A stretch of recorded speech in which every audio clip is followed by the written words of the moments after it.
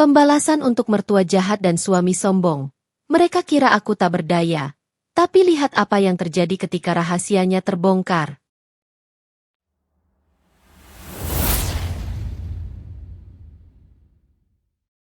Rumah megah itu bernama Istana Senja.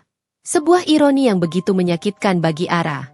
Fasad marmer putih yang menjulang tinggi, dengan pilar-pilar bergaya klasik modern yang kokoh, seharusnya menjadi lambang kehangatan dan kemakmuran.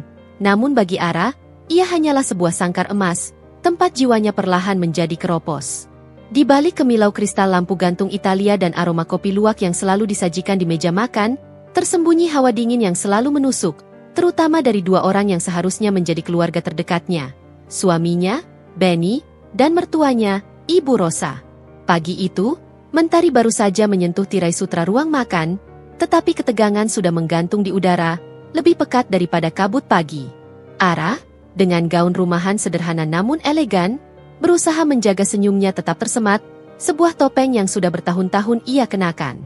Ara adalah permata yang dipoles oleh ketulusan. Ia berprofesi sebagai desainer interior yang sangat berbakat, dengan mata yang tajam terhadap detail dan harmoni. Di usianya yang menginjak 30 tahun, ia memiliki kecerdasan yang tenang, tidak meledak-ledak, namun menghanyutkan seperti arus bawah laut. Sayangnya, kecerdasan dan bakatnya itu selalu dipandang sebelah mata di rumah ini. Duduk di ujung meja, Ibu Rosa tampil seperti ratu yang tak pernah turun tahta. Rambutnya disanggul tinggi, perhiasan emas putihnya berkilauan seolah ingin menyaingi cahaya mentari. Ia adalah tangan besi yang memimpin keluarga ini, seorang wanita yang percaya bahwa nilai seseorang diukur dari harta dan koneksi yang dimiliki. Ia tak pernah menerima Ara sepenuhnya, menganggap menantunya itu berasal dari keluarga biasa yang hanya beruntung mendapatkan Benny. Sementara itu, Benny, suami Ara, adalah duplikat sempurna ibunya dalam versi pria muda. Tampan, karismatik di depan umum, tetapi di rumah ia adalah sosok yang besar kepala dan sombong. Sebagai CEO perusahaan properti yang konon sedang naik daun, Benny melihat Ara bukan sebagai pasangan, melainkan sebagai properti pelengkap, istri yang cocok ditampilkan di pesta, tetapi tak perlu didengarkan di ranjang dan ruang keluarga. Ara, aku sudah bilang kan, tehnya jangan terlalu manis. Kamu ini punya tangan atau tidak? Sih, kerjaan di rumah saja tidak becus. Cibir Ibu Rosa dengan nada yang menusuk, suaranya terdengar seperti pecahan kaca. Ia mendorong cangkir tehnya dengan gerakan jijik. Apa susahnya membuat teh yang benar? Hanya teh, Ara. Bukan mendesain istana presiden. Ara mengambil cangkir itu dengan tenang. Ia tidak membalas dengan kata-kata, ia membalas dengan keheningan dan gerakan yang anggun. Maaf, Ma. Saya akan buatkan yang baru, jawab Ara, nadanya datar, tanpa emosi yang bisa dijadikan bahan bakar amarah Ibu Rosa. Benny, yang sibuk membolak-balik laporan keuangan di tabletnya, bahkan tak mengangkat pandangan. Dengar tuh kata Mama. Jangan cuma bisa dandan, tapi urusan rumah tangga nol besar. Untung Mama masih mau mengurus semua. Kalau tidak, aku pasti sudah makan masakan gosong setiap hari. Ia tertawa sinis, tawa yang menusuk hingga ulu hati Ara. Mas, aku tidak pernah memasak. Itu tugas Beiminah, koreksi Ara lembut, namun tatapan matanya tajam. Benny mendengus, intinya kamu tidak ada gunanya di dapur. Sudah, jangan berdebat. Fokus saja pada proyek iseng-iseng, desain interior kamu itu. Lumayan, daripada hanya jadi patung di rumah. Kata-kata Benny terasa seperti cambukan, sebuah kebiasaan yang tak pernah berubah sejak mereka menikah. Benny selalu meremehkan bakat Ara, selalu menganggap karir desain Ara hanyalah mainan mahal seorang istri pengusaha. Padahal, saat itu Ara sedang mengerjakan sebuah proyek rahasia yang nilainya jauh melampaui gaji bulanan Benny. Proyek dari klien misterius bernama PH, yang dikerjakannya di balik layar, menjadi satu-satunya pelampiasan bagi harga dirinya yang terkoyak. Selesai sarapan yang terasa seperti medan perang dingin itu, Ara bergegas menuju studio kecilnya di lantai 2. Studio itu adalah satu-satunya tempat di Istana Senja di mana Ara bisa menjadi dirinya sendiri. Ruang kecil tempat mimpinya tidak diremehkan. Ia duduk di depan layar besar, menatap denah arsitektur. Proyek ini, mendesain ulang sebuah resort mewah di Bali, adalah tantangan besar. Ia harus bertemu dengan Pak Hartono, klien yang selama ini hanya berkomunikasi melalui surel dan wakilnya. Pertemuan fisik pertamanya dijadwalkan malam ini di sebuah restoran elit. Nona Ara, Pak Hartono membatalkan pertemuan malam ini. Suara asistennya, Risa, terdengar dari sambungan telepon. Tapi, beliau meminta Nona untuk datang ke rumah pribadinya di kawasan Kebayoran Baru besok pagi, dengan alasan ada beberapa koleksi langka yang ingin beliau tunjukkan sebelum dipindahkan. Ara mengangguk, meskipun Risa tidak bisa melihatnya. Baik, Risa. Konfirmasi bahwa saya akan datang. Dan, tolong pastikan identitas klienku tetap tersembunyi. Jangan sampai Mas Benny atau Ibu Rosa tahu, terutama nama Pak Hartono. Malam harinya, setelah Benny pulang larut, Ara merasa gelisah. Perkataan Benny dan Ibu Rosa pagi tadi, seperti bara api yang membakar sisa-sisa kesabarannya. Ia memutuskan untuk menenangkan diri di perpustakaan rumah. Ruangan ini jarang disentuh. Isinya adalah koleksi buku-buku warisan ayah Benny yang lebih sering dijadikan pajangan daripada bahan bacaan. Ara menyusuri deretan buku tebal berdebu, mencari buku-buku arsitektur klasik. Jari-jarinya menyentuh punggung buku usang, hingga ia mencapai sudut paling gelap ruangan, di balik sebuah lemari buku mahoni yang tampak lebih tua dari yang lain. Saat Ara menarik salah satu buku yang terselip, buku itu tak kunjung lepas. Ia menggunakan sedikit tenaga. Tiba-tiba, rak buku itu bergeser sedikit, memperlihatkan celah kecil di belakangnya. Ara terkejut. Ia mendorong rak itu perlahan. Di baliknya, bukan dinding, melainkan sebuah brankas baja kecil yang tersembunyi dengan rapi. Jantung Ara berdetak kencang. Suaranya seperti genderang yang ditabuh kencang di tengah malam sunyi. Brankas itu memiliki sistem pengaman sidik jari dan kode. Brankas? Kenapa Benny menyembunyikan ini di sini? Bisiknya. Ara tidak tahu kodenya, tapi ia ingat pernah melihat Benny menyentuh sebuah buku tertentu sebelum menaruh kembali sebuah dokumen penting beberapa bulan lalu. Buku itu berjudul The Art of War. Dengan tangan gemetar, ia mengambil buku itu dari rak sebelahnya. Di halaman tengah, terselip selembar kertas tua. Bukan kode, tapi sebuah tanggal dan nama. Bapak, 14 Juni 1965. Ara mencoba tanggal itu sebagai kode. 140.665 terdengar bunyi klik pelan, dan pintu brankas terbuka, seolah pintu rahasia sebuah dunia gelap baru saja terbuka. Di dalamnya, bukan emas atau perhiasan, melainkan tumpukan dokumen. Ara menarik keluar dokumen teratas. Matanya membulat sempurna. Itu adalah laporan keuangan. Bukan laporan publik, melainkan laporan internal yang sangat detail. PT Jayakarta Property, utang jangka pendek, 300 miliar rupiah. Ara hampir tidak percaya. Perusahaan Benny, yang selalu digembar-gemborkan sebagai perusahaan yang kuat seperti baja dan tak tersentuh krisis, ternyata sedang duduk perut dengan utang sebesar itu. Benny dan Ibu Rosa selalu membanggakan diri, melempar julukan, tidak becus, pada Ara. Padahal mereka sendiri sedang berdiri di atas pasir hisap finansial yang siap menelan mereka kapan saja. Ara membaca lebih dalam. Bukan hanya utang, tapi ada indikasi kuat markup harga proyek dan laporan fiktif yang disiapkan untuk investor baru. Semua kekayaan dan kemewahan yang ia lihat setiap hari adalah sebuah ilusi, sebuah rumah kaca yang rapuh dan bisa pecah kapan saja. Jadi, ini semua hanya topeng. Ara menggenggam dokumen itu erat. Mereka meremehkanku, mencaci bakatku, sementara bisnis mereka sendiri sedang sekarat, diselamatkan dengan kebohongan. Malam itu, rasa sakit hati Ara berubah menjadi tekad.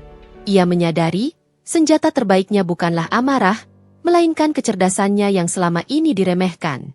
Ia adalah seorang desainer yang ahli dalam menyusun detail, menemukan pola, dan membangun struktur. Kini, ia akan menggunakan keahliannya itu, bukan untuk mendesain rumah, tetapi untuk membongkar kebohongan yang telah lama menyelimuti hidupnya. Ia tidak akan membalas dengan kebencian, melainkan dengan keadilan yang elegan. Ia akan memastikan kebenaran terungkap, tidak dengan menghancurkan mereka secara langsung, tetapi dengan membiarkan Benny dan Ibu Rosa jatuh karena kesombongan dan kebohongan mereka sendiri. Ara mengeluarkan ponselnya, mengambil gambar setiap dokumen penting dengan hati-hati. Ia lalu mengunci kembali brankas itu, merapikan rak buku, dan kembali ke kamarnya. Di kasur, Benny tidur mendengkur. Sama sekali tidak menyadari bahwa di saat ia tertidur lelap dalam ilusi kekayaannya, Istrinya yang ia anggap tak becus baru saja menemukan buah busuk dari keangkuhannya. "Mas Benny, Ibu Rosa," bisik Ara, menatap langit-langit kamar.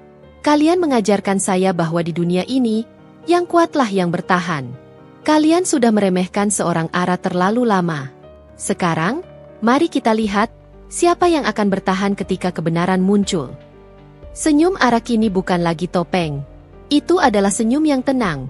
Sebuah janji pembalasan yang dimasak perlahan dan matang, yang akan terasa manis dan adil. Dokumen-dokumen di ponselnya adalah bola salju kecil yang akan ia gelindingkan, dan ia yakin, bola itu akan menjadi longsor besar yang menelan istana senja. Keesokan paginya, Ara pergi ke rumah Pak Hartono. Pertemuan ini bukan lagi hanya tentang desain. Ini adalah awal dari pembukaan babak baru. Pertemuan yang akan menghubungkannya dengan dunia konglomerat yang selama ini ia hindari, dan membekalinya dengan koneksi yang tak ternilai, kunci untuk menggeser pasir hisap di bawah kaki Benny dan Ibu Rosa. Pagi itu, udara Jakarta terasa menyengat. Namun Ara merasa ada lapisan es yang membungkus hatinya, memberinya ketenangan yang dingin dan fokus. Setelah semalam suntuk menelaah berkas-berkas digital dari brankas tersembunyi, ia tahu bahwa hari ini bukan hanya tentang mendesain resort, ini adalah tentang merancang ulang nasibnya sendiri. Ia meninggalkan istana senja tanpa suara ribut, hanya meninggalkan pesan singkat untuk Benny dan Ibu Rosa bahwa ia ada urusan klien. Kebohongan yang sangat kecil dibandingkan gunungan es kebohongan yang disembunyikan Benny selama ini. Di balik kemudi mobilnya, Ara mengenakan pakaian yang profesional. Sebuah mantel krem tipis menutupi gaun satin coklatnya, mencerminkan citra desainer sukses yang ia bangun sendiri, tanpa bayang-bayang Benny. Ia sudah tahu Benny akan mencibir jika melihatnya berdandan seperti ini, menganggapnya cari muka. Tapi Ara tidak lagi mencari muka, ia mencari keadilan. Kediaman Pak Hartono berbeda total dengan istana senja yang terlalu menonjolkan kemewahan. Rumah ini lebih tua, bergaya kolonial, dikelilingi taman rimbun yang sunyi, seolah menjadi oasis ketenangan di tengah bising kota. Ini adalah rumah yang memancarkan kekayaan yang matang, bukan kekayaan yang baru naik daun. Ara disambut oleh asisten Pak Hartono dan langsung diantar ke ruang kerja pribadi sang konglomerat. Pak Hartono, pria parubaya dengan tatapan mata yang teduh namun cerdas, menyambutnya dengan senyum hangat. Ia tidak memakai pakaian formal, hanya kemeja batik sederhana. "Nona Ara, senang sekali akhirnya kita bertemu secara langsung," sambut Pak Hartono sambil menjabat tangan Ara. "Saya harus minta maaf atas perubahan mendadak ini. Saya hanya ingin memastikan bahwa Anda benar-benar bisa menangani proyek ini dengan sentuhan pribadi. Saya tidak ingin desain yang pasaran." Ara membalas jabat tangan itu dengan mantap. "Tentu, Pak Hartono. Saya mengerti. Desain yang baik adalah desain yang mencerminkan jiwa pemiliknya, bukan hanya tren." "Tepat sekali. Dan Anda, Nona Ara, memiliki jiwa itu." Pak Hartono tersenyum misterius. "Saya sudah melihat semua portfolio Anda. Jujur saja, Anda kuda hitam di antara desainer-desainer papan atas yang lain. Mereka terlalu fokus pada kemegahan, Anda fokus pada kenyamanan dan detail." Mereka mulai membahas proyek resort. Ara dengan fasih menjelaskan konsepnya, penggunaan material lokal, dan bagaimana ia akan menyentuh sisi emosional pengunjung. Pak Hartono menyimak dengan saksama. Ara merasakan, di sini, ia dihargai seutuhnya, sebuah rasa yang hilang sejak ia menjadi Nyonya Benny. "Luar biasa, Nona Ara. Detail Anda tentang pola pahatan Bali kuno itu mengagumkan. Hanya orang yang benar-benar menghargai seni yang bisa melihat itu," puji Pak Hartono. "Sekarang, izinkan saya tunjukkan koleksi langka yang saya maksud." Pak Hartono membawa Ara ke sebuah ruang penyimpanan kecil. Di sana, tertata beberapa peti kayu jati tua. Namun, yang menarik perhatian Ara adalah sebuah album foto usang yang tergeletak di atas meja. "Ini adalah arsip lama keluarga saya," kata Pak Hartono, seolah bisa membaca pikiran Ara. "Keluarga kami sudah lama berkecimpung di dunia bisnis konstruksi dan properti. Kami sering bekerja sama dengan keluarga-keluarga pendiri perusahaan besar di Jakarta." Ara menelan ludah. Ini adalah kesempatan emas. "Menarik sekali, Pak. Bisnis properti memang penuh cerita sejarah." "Ya, tentu. Ambil contoh suami Anda, Benny, dan ibunya, Ibu Rosa. Mereka naik daun begitu cepat. Mereka punya koneksi bisnis yang sangat kuat dengan keluarga-keluarga lama, termasuk keluarga saya, jelas Pak Hartono.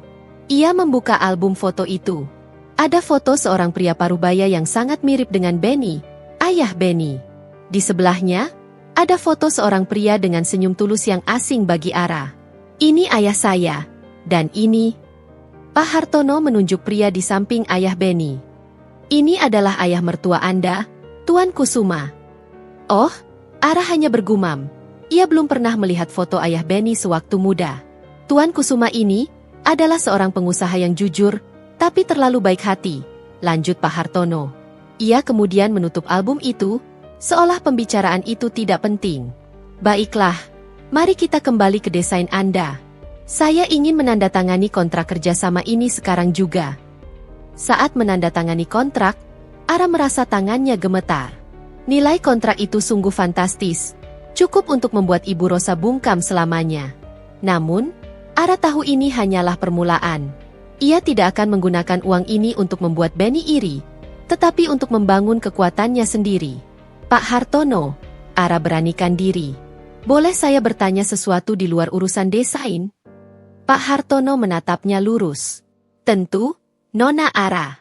Anda sudah menjadi mitra saya sekarang. Mengenai perusahaan suami saya, PT Jayakarta Property. Sebagai desainer, saya sering bertemu banyak rekan bisnis.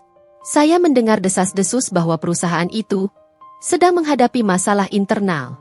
Apakah itu benar? Ara berakting seolah ia hanya khawatir dengan nama baik suaminya. Pak Hartono menyandarkan punggungnya. Tatapannya menjadi sangat serius, seolah ia bisa melihat tembus pandang ke dalam niat Ara.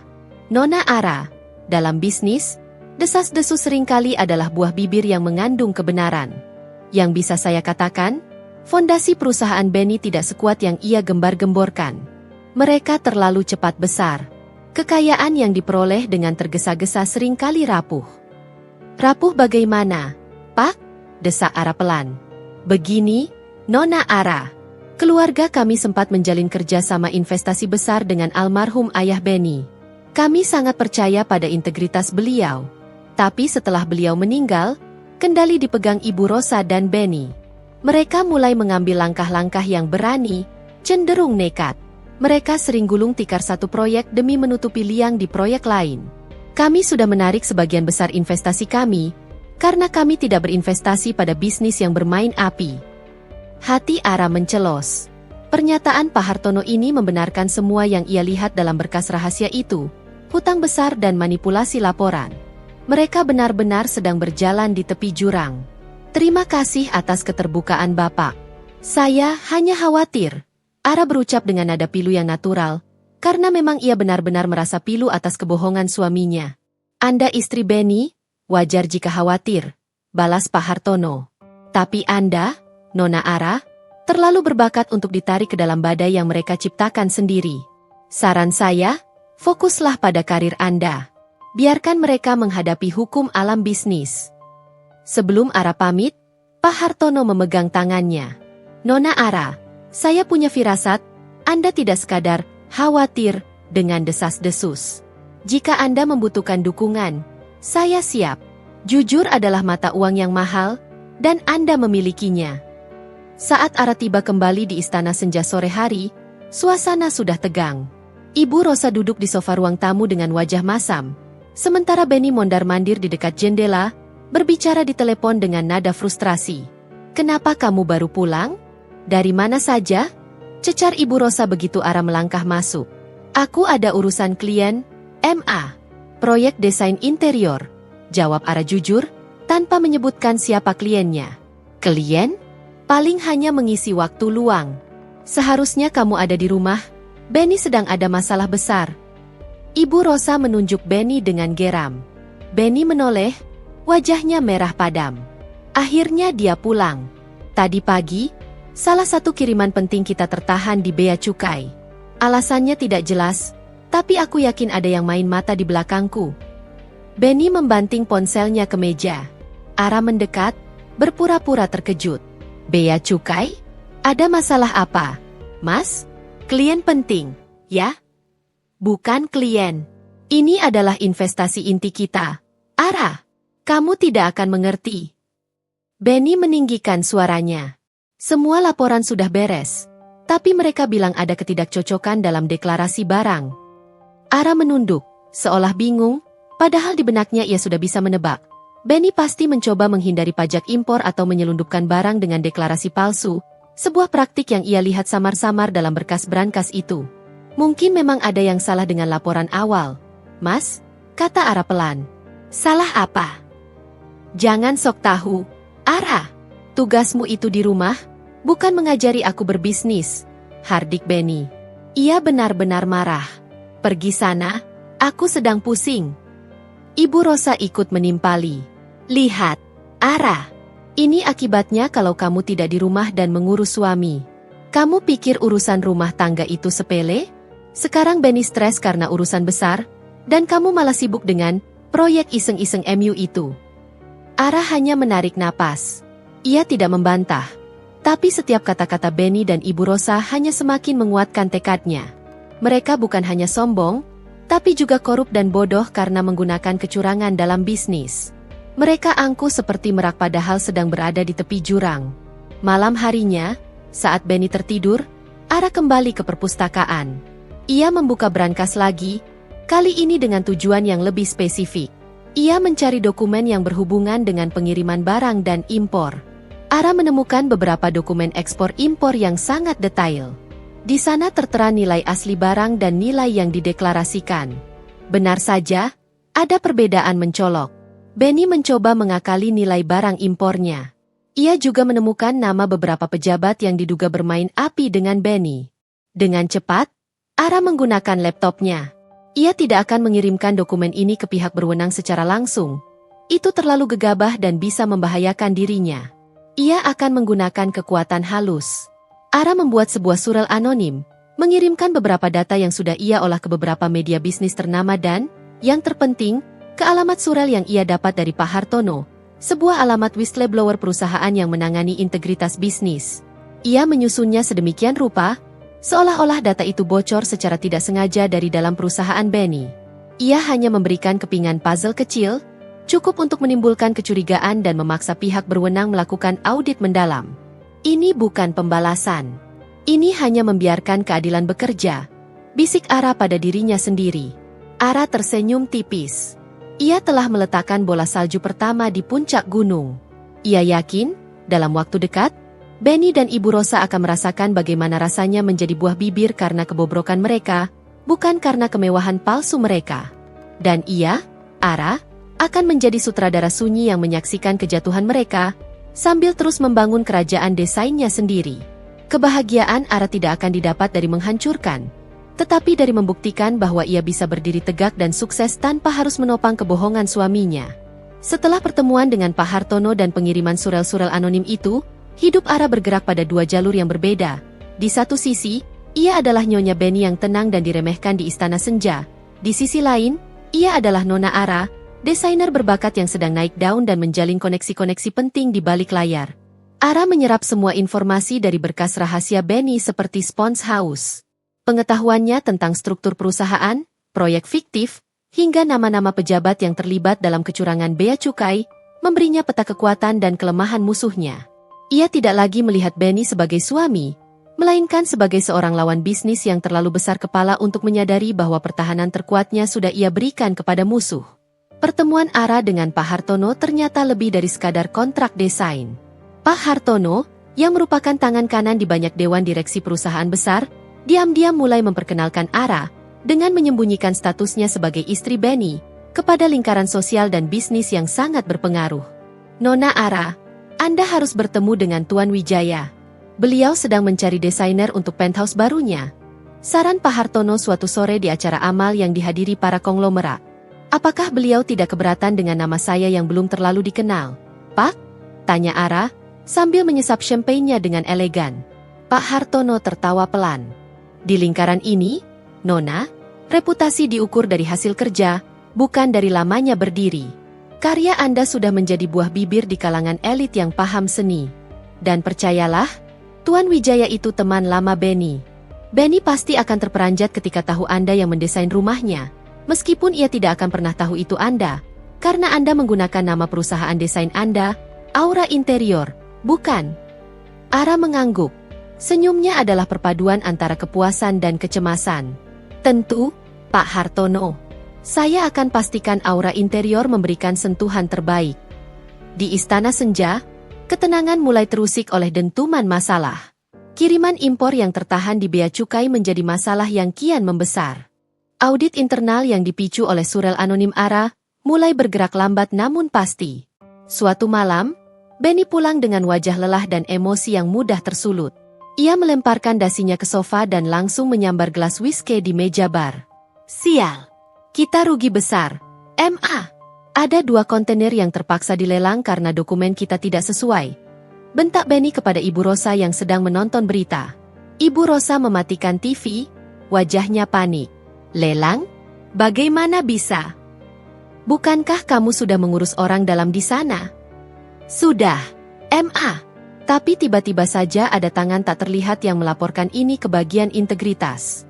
Audit mereka bergerak cepat. MA. Dan itu bukan masalah kecil. Ini bisa merusak reputasi kita. Benny mengacak rambutnya frustrasi. Ara muncul dari tangga, membawa setekuk teh hangat. Ada apa, Mas? Ada masalah kantor lagi? Tanyanya dengan nada prihatin yang dibuat-buat. Tentu saja ada masalah. Ara, masalah besar. Kamu tidak akan mengerti. Benny menyala. Ini semua gara-gara kita terlalu percaya pada orang-orang bermuka 2 di pemerintahan itu. Mereka menjilat di depan, tapi menikam dari belakang. Ara meletakkan cangkir teh perlahan. Mungkin bukan orang lain, Mas. Mungkin memang laporannya yang tidak jujur. Bukankah Mas sering bilang, jika kita bekerja dengan jujur, tidak ada yang bisa menjatuhkan kita? Ibu Rosa melotot. Diam, Ara. Jangan panjang mulut. Urusan bisnis jangan kamu campuri. Kamu ini hanya bisa menghabiskan uang Benny, bukan membantu. Ara menatap Ibu Rosa. Tatapannya tenang namun menghujam. Saya memang tidak mengerti cara berbisnis yang curang, MA. Tapi saya mengerti bahwa pondasi yang terbuat dari kebohongan pasti akan runtuh. Jaga bicaramu, teriak Benny. Ia mendekat, hampir menumpahkan whisky-nya. Aku hanya seorang desainer, Mas. Ara mundur selangkah, menjaga jarak emosional. Dan aku tahu, bangunan terindah pun akan hancur jika fondasinya rapuh. Benny hanya bisa mendengus kesal. Tidak mampu membantah karena kemarahan telah menguasai akalnya.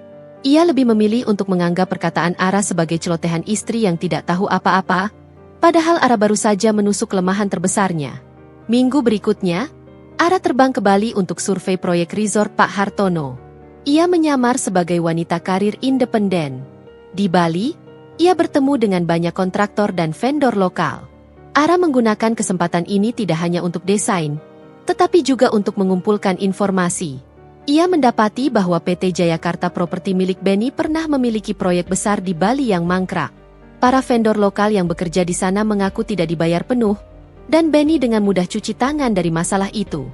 Para vendor itu kini menjadi kambing hitam atas kegagalan proyek tersebut. Ara bertemu dengan Jaka, seorang kontraktor lokal yang kerugiannya paling besar. Saya sudah banting tulang di proyek itu, Bu. Tapi uang kami tidak dibayar. Katanya perusahaan Mas Benny tiba-tiba kolaps di Bali, dan dia bilang itu salah kami dalam perhitungan bahan. Cerita Jaka dengan wajah sedih. Saya dan keluarga saya hampir gulung tikar. Ara menggenggam tangan Jaka. Saya turut prihatin, Pak Jaka.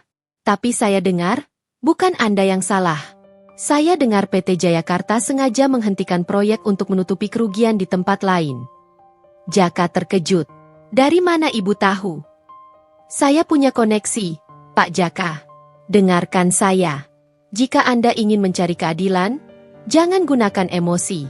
Kumpulkan semua bukti kontrak, semua surat tagihan yang tidak dibayar. Ada celah hukum yang bisa kita manfaatkan. Ara memberikan panduan strategis, seolah ia adalah seorang konsultan hukum. Jaka menatap Ara dengan penuh harap. Apa yang harus kami lakukan, Bu? Tuntut hak Anda. Dengan bantuan hukum yang tepat, kasus ini akan menjadi buah bibir di kalangan investor. Dan ketika investor melihat kebobrokan di balik nama besar PT Jayakarta, mereka akan berpikir 2 kali untuk berinvestasi. Itu akan menjadi pembalasan paling elegan, jelas Ara. Ia tidak menyebutkan bahwa dirinya adalah istri Benny. Ia hanya bertindak sebagai malaikat penolong yang kebetulan tahu banyak. Ara kembali ke Jakarta dengan buah tangan yang lebih berharga daripada oleh-oleh, daftar nama vendor dan kontraktor yang dirugikan oleh Benny. Ia menyusun strategi, memastikan Jaka dan rekan-rekannya memiliki pengacara yang kredibel, jauh dari jangkauan pengaruh Benny. Beberapa hari kemudian, Ara menerima telepon dari Pak Hartono. "Nona Ara, saya dengar Aura Interior baru saja memenangkan tender desain penthouse Tuan Wijaya." "Selamat," ujar Pak Hartono. "Terima kasih, Pak. Tuan Wijaya klien yang menantang, tapi menarik," jawab Ara. "Oh, dia pasti akan menantang. Tuan Wijaya itu teman dekat Benny. Mereka sering bermain golf bersama. Benny pasti akan terkaget-kaget ketika tahu siapa desainer di balik penthouse megah itu." Pak Hartono tertawa. "Semoga saja reputasi saya tidak rusak karena status saya yang lain, Pak." Ara mencoba menguji Pak Hartono. "Status Anda sebagai istri Benny tidak lagi relevan, Nona. Anda sudah jauh melampaui itu. Anda adalah pengusaha sukses mandiri. Lagi pula, reputasi Benny justru sedang di ujung tanduk. Kabar tentang masalah bea cukai dan tuntutan beberapa vendor di Bali, yang tiba-tiba muncul di permukaan, sudah menjadi bola panas di kalangan kami," kata Pak Hartono. Ara menahan napas. Bola salju yang ia gelindingkan sudah mulai membesar menjadi bola panas. Apakah itu akan berdampak besar pada perusahaannya, Pak? Sangat besar. Investor tidak suka drama, Nona Ara. Mereka tidak suka melihat perusahaan yang diakini kuat ternyata berjuang untuk membayar vendor kecil. Itu menunjukkan kelemahan fondasi. Semakin banyak drama, semakin banyak yang akan angkat tangan dari PT Jayakarta, jelas Pak Hartono. Sore itu, Ara duduk di meja makan, menyaksikan Ibu Rosa dan Benny. Mereka tampak lesu. Benny sibuk berbicara dengan pengacaranya. Pengacara itu tidak becus. Dia tidak bisa menghentikan tuntutan-tuntutan aneh ini. Tiba-tiba saja semua vendor lama di Bali menuntut serentak. Siapa yang mengatur semua ini? Benny membanting ponselnya. "Pasti ada otak di balik layar yang sengaja mau menjatuhkanmu, Benny," geram Ibu Rosa, urat-urat di lehernya menegang. Ara pura-pura fokus pada makan malamnya. Namun ia mengangkat kepalanya. "Mungkin bukan musuh, Mas. Mungkin itu hanya keadilan yang terlambat datang." Benny menatapnya dengan pandangan penuh amarah. "Kamu lagi? Kenapa kamu selalu bicara soal keadilan seolah kamu tahu segalanya? Ara, apa kamu mata-mata yang dikirim untuk menghancurkanku?" Ara tersenyum. Sebuah senyum yang kini mengandung kepastian, bukan lagi kepalsuan. "Aku hanya istrimu, Mas. Aku hanya bisa melihat dari dekat bagaimana seseorang membangun kemegahan di atas tumpukan kebohongan. Dan sebagai istrimu, aku hanya bisa berharap, semoga kamu tidak menyesali setiap kebohongan yang telah kamu tanam." Benny tak mampu menjawab, ia hanya menatap Ara dengan pandangan bingung dan penuh curiga. Ia belum tahu bahwa bintang tersembunyi yang ia remehkan selama ini adalah biang keladi di balik semua kekacauan yang akan menenggelamkan kejayaan palsunya. Ketegangan di Istana Senja kini terasa begitu kental, seolah awan mendung siap menumpahkan badai kapan saja. Benny dan Ibu Rosa mulai hidup di bawah bayang-bayang kegelisahan. Setiap bunyi telepon seolah membawa kabar buruk. Setiap surel masuk terasa seperti surat panggilan dari pengadilan. Sementara itu, Ara bergerak dalam diam, kesuksesannya yang baru ia raih menjadi tameng kuat yang tak terlihat. Beberapa minggu setelah Ara mengatur pergerakan vendor di Bali, masalah-masalah kecil yang dipicu oleh informasi dari brankas mulai menyebar seperti api dalam sekam.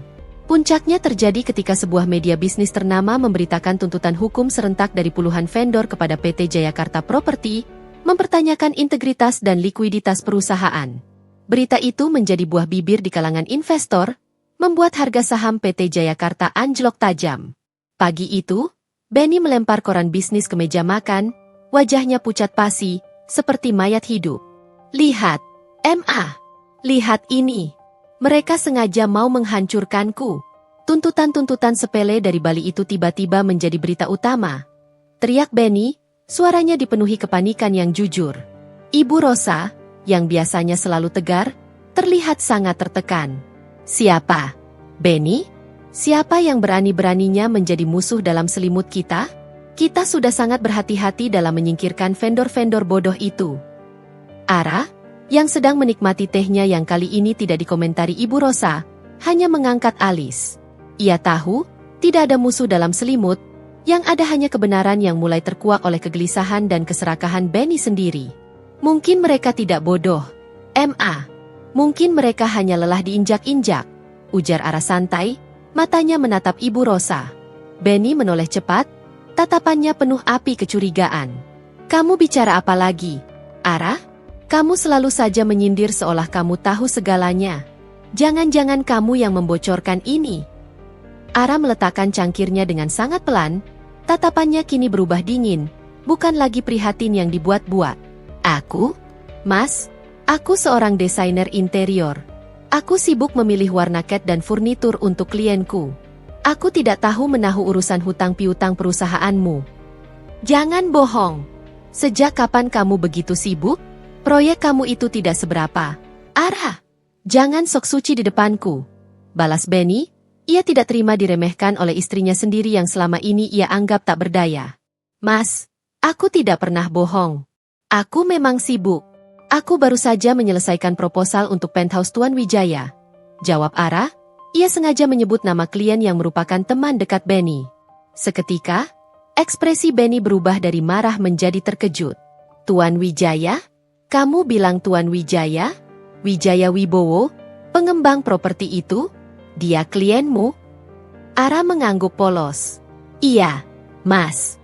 Beliau menyukai konsep desainku tentang minimalis tropis. Katanya beliau mencari sentuhan yang berbeda dari yang lain. Benny dan Ibu Rosa saling pandang. Tuan Wijaya adalah rekan bisnis yang Benny puja-puja. Hubungan mereka sangat penting untuk citra PT Jayakarta. Ibu Rosa adalah orang pertama yang memecah keheningan. Mustahil. Benny, Wijaya Wibowo tidak mungkin menggunakan desainer sekelas dia. Dia selalu memakai konsultan internasional, desis Ibu Rosa. Aku juga tidak percaya. Ra, kamu pasti bercanda. Jangan mengarang indah hanya untuk membuat Mama terkesan. Cibir Benny, berusaha menampik fakta yang mulai terasa mencekik. Silakan, Mas. Telepon saja Tuan Wijaya dan tanyakan sendiri. Tantang Ara, suaranya tenang, membuat Benny ragu. Oh ya, Tuan Wijaya juga sempat bertanya tentang proyek Bali yang bermasalah itu. Katanya, reputasi itu penting dalam bisnis, terutama yang berhubungan dengan kepercayaan investor. Mendengar nama Bali disebut dalam satu kalimat dengan Tuan Wijaya, Benny langsung diam 1000 bahasa. Ia tahu, Ara tidak mungkin berbohong tentang klien sebesar itu. Dan ia tahu, Ara sedang menusuknya dengan fakta yang paling ia takuti. Kebobrokan bisnisnya sudah tercium di kalangan elit. Ketakutan Benny semakin menjadi-jadi di kantor. Ia menjadi paranoid, curiga pada setiap karyawannya. Sementara itu, Ara memanfaatkan pengetahuannya dari brankas. Ia tahu Benny sedang mencari pinjaman besar untuk menutupi hutang jangka pendeknya. Ara, yang kini memiliki koneksi erat dengan Pak Hartono, mendapat informasi halus. Pak Hartono, apakah benar Bank Megakarya akan memberikan pinjaman besar kepada PT Jayakarta? Tanya Ara saat mereka bertemu di sebuah acara galeri seni. Pak Hartono menyeringai tipis. Pinjaman itu sudah diajukan, Nona Ara. Besar sekali, bisa menyelamatkan leher Benny. Tapi, ada yang janggal. Dewan Direksi Bank Megakarya tiba-tiba meminta audit independen lebih mendalam atas laporan aset PT Jayakarta, terutama setelah berita tuntutan Bali itu mencuat. Mereka ragu dengan jaminan yang diberikan. Ara mengangguk. Ia tahu, surat anonim yang ia kirimkan ke beberapa media itu pasti sampai juga ke telinga Dewan Direksi Bank. Ia telah menanam benih keraguan yang tepat. Semoga saja Benny bisa jujur dengan laporan asetnya, kata Ara, seolah-olah ia khawatir. Jujur? Jika dia jujur, dia tidak akan dapat pinjaman itu, Nona. Aset properti yang ia jadikan jaminan ternyata sebagian besar adalah properti bermasalah, yang hanya indah di atas kertas. Dan yang lebih parah, dia berusaha menyembunyikan hutang besar yang ia miliki dari investor lama, Pak Hartono berbisik. Benny itu otak udang jika berurusan dengan transparansi. Ara mengambil jeda. Ia harus membuat langkah yang lebih berani. Pak Hartono, jika laporan aset itu bermasalah, Bank Mega Karya pasti butuh waktu lama untuk memprosesnya, bukan? Bisa berbulan-bulan, Nona. Dan jika Benny tidak mendapatkan dana segar dalam 2 minggu ke depan, ia akan kehilangan proyek besar di Cikarang. Itu adalah proyek terbesarnya yang ia gunakan untuk menambal semua lubang kecil, jelas Pak Hartono. Sore harinya, saat Benny kembali ke rumah dengan wajah muram, Ara menghampirinya di ruang kerja. Ia sengaja meletakkan salah satu dokumen dari brankas, sebuah surat perjanjian takeover aset yang mencurigakan, di atas meja Benny, seolah-olah ia tidak sengaja menemukannya saat membersihkan ruangan. Mas, aku lihat ini tadi. Ini dokumen lama, ya? Tentang properti yang di Cikarang itu, Ara menunjuk dokumen tersebut. Benny langsung menyambarnya, matanya melotot. Kamu sentuh ini. Sudah kubilang jangan pernah sentuh urusan kantorku. Kamu mau menjadi kaki tangan musuhku. Hah? Aku hanya seorang desainer, Mas. Tapi aku tahu, properti di Cikarang itu adalah aset yang sangat berharga. Jika itu sampai lepas dari tanganmu, bagaimana nasib perusahaan kita? Ara berpura-pura cemas. Benny membuang napas kasar, kini ia tidak lagi hanya marah, tetapi ketakutan Benny sudah mulai menguasai dirinya. Tentu saja akan hancur. Ara, kamu tidak perlu sok tahu. Aku sedang mengusahakan pinjaman, dan semua ini akan beres. Pinjaman dari Bank Mega Karya? Aku dengar mereka sangat ketat dalam audit. Mas, semoga semua laporanmu bersih. Ara menusuk tanpa ampun. Benny menatap istrinya tajam. Dari mana kamu tahu tentang Bank Mega Karya? Siapa yang memberitahumu? Apa kamu menguping pembicaraanku? Dunia bisnis itu kecil, Mas. Apalagi nama besar PT Jayakarta sudah menjadi buah bibir di mana-mana. Bahkan desainer interior seperti aku pun tahu. Ara tersenyum kecut. Aku cuma berharap kamu tidak menunda-nunda lagi untuk menyelesaikan masalah ini, Mas. Kalau sampai properti di Cikarang itu lepas, Ibu Rosa pasti sangat sedih. Ancaman halus Ara mengenai properti Cikarang berhasil menekan Benny. Properti itu adalah nadi PT Jayakarta. Benny kini tidak hanya berhadapan dengan masalah keuangan, tetapi juga dengan kecurigaan aneh terhadap istrinya. Ia mulai melihat Ara bukan lagi sebagai istri bodoh yang tak tahu apa-apa, melainkan sebagai siluman yang entah dari mana mendapatkan informasi sangat rahasia. Ara keluar dari ruangan Benny, meninggalkan suaminya dalam pusaran paranoid. Ia tahu Benny kini akan melakukan tindakan gegabah untuk mempercepat pinjaman, dan kecerobohan itulah yang akan menjadi retakan pertama yang sesungguhnya di benteng kesombongannya. Ara tidak perlu berbuat banyak. Ia hanya perlu membiarkan Benny dihancurkan oleh ketakutan dan kebohongan yang ia ciptakan sendiri. Setelah percakapan menohok tentang properti Cikarang, ketenangan Benny benar-benar hilang. Kecurigaan terhadap Ara, ditambah tekanan dari Bank Mega Karya yang menunda pencairan pinjaman, membuat Benny seperti orang kesetanan. Ia tak bisa tidur, selalu menyalahkan orang lain, dan yang paling parah, ia mulai membuat keputusan bisnis yang gegabah. Benny memutuskan bahwa ia harus segera mendapatkan pinjaman itu. Ia tidak ingin kehilangan properti Cikarang yang menjadi urat nadi perusahaannya. Dalam kepanikannya, Benny tidak lagi mengandalkan laporan keuangan yang sudah dimanipulasi, ia malah mencoba cara yang lebih ekstrim. Kita harus bertindak cepat. Aku akan menemui Tuan Lukman, Kepala Divisi Kredit Bank Mega Karya, secara pribadi.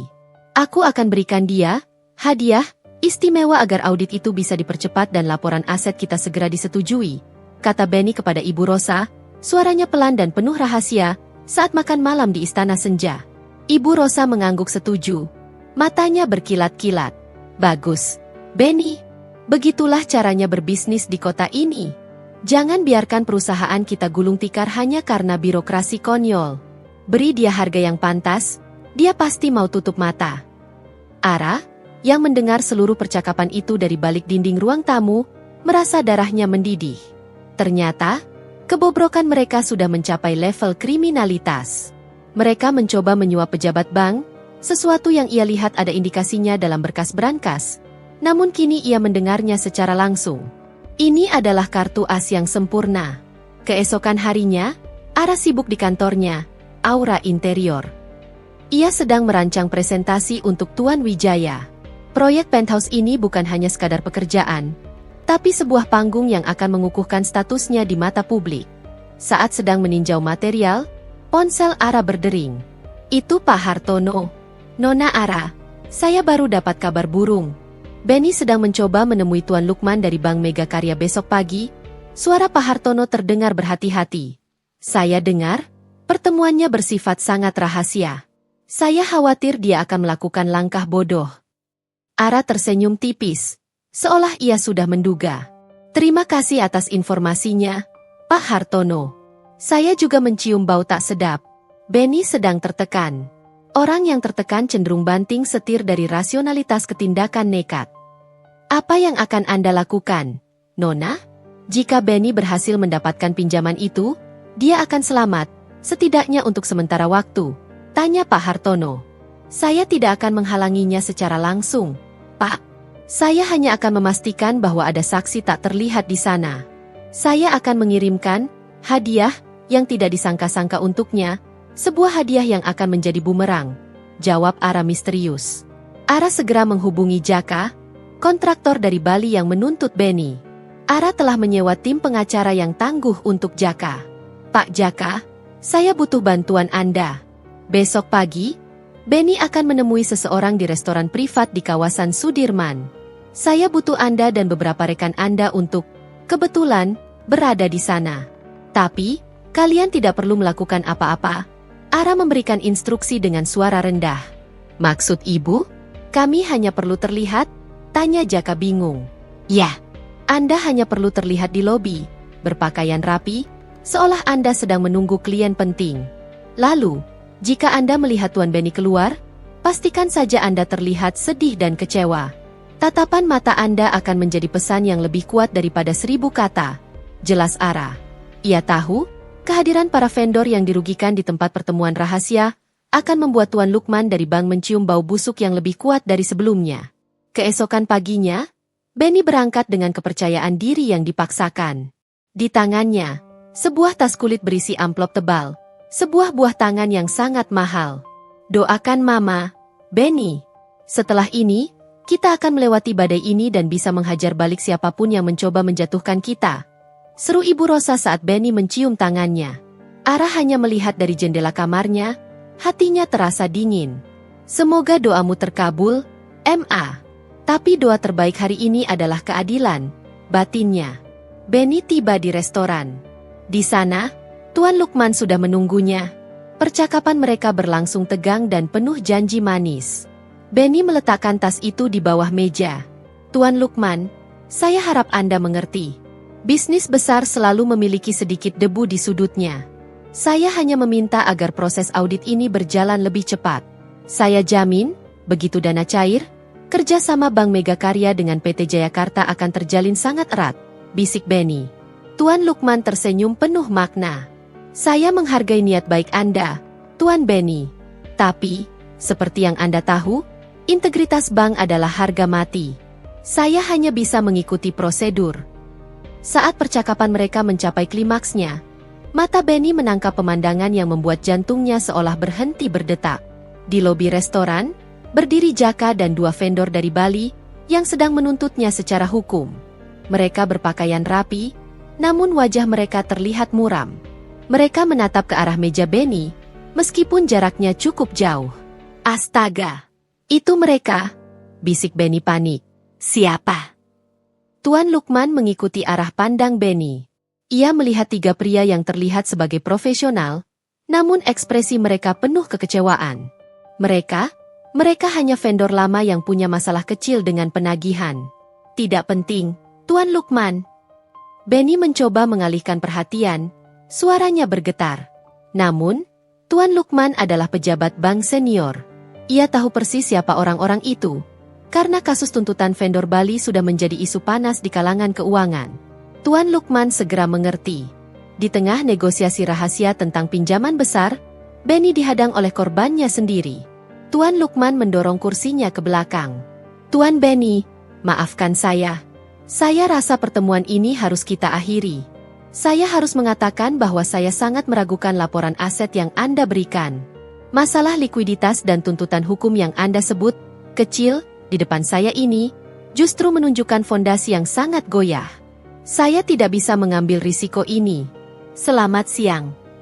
Tuan Lukman pergi, meninggalkan Benny sendirian, membeku di kursinya.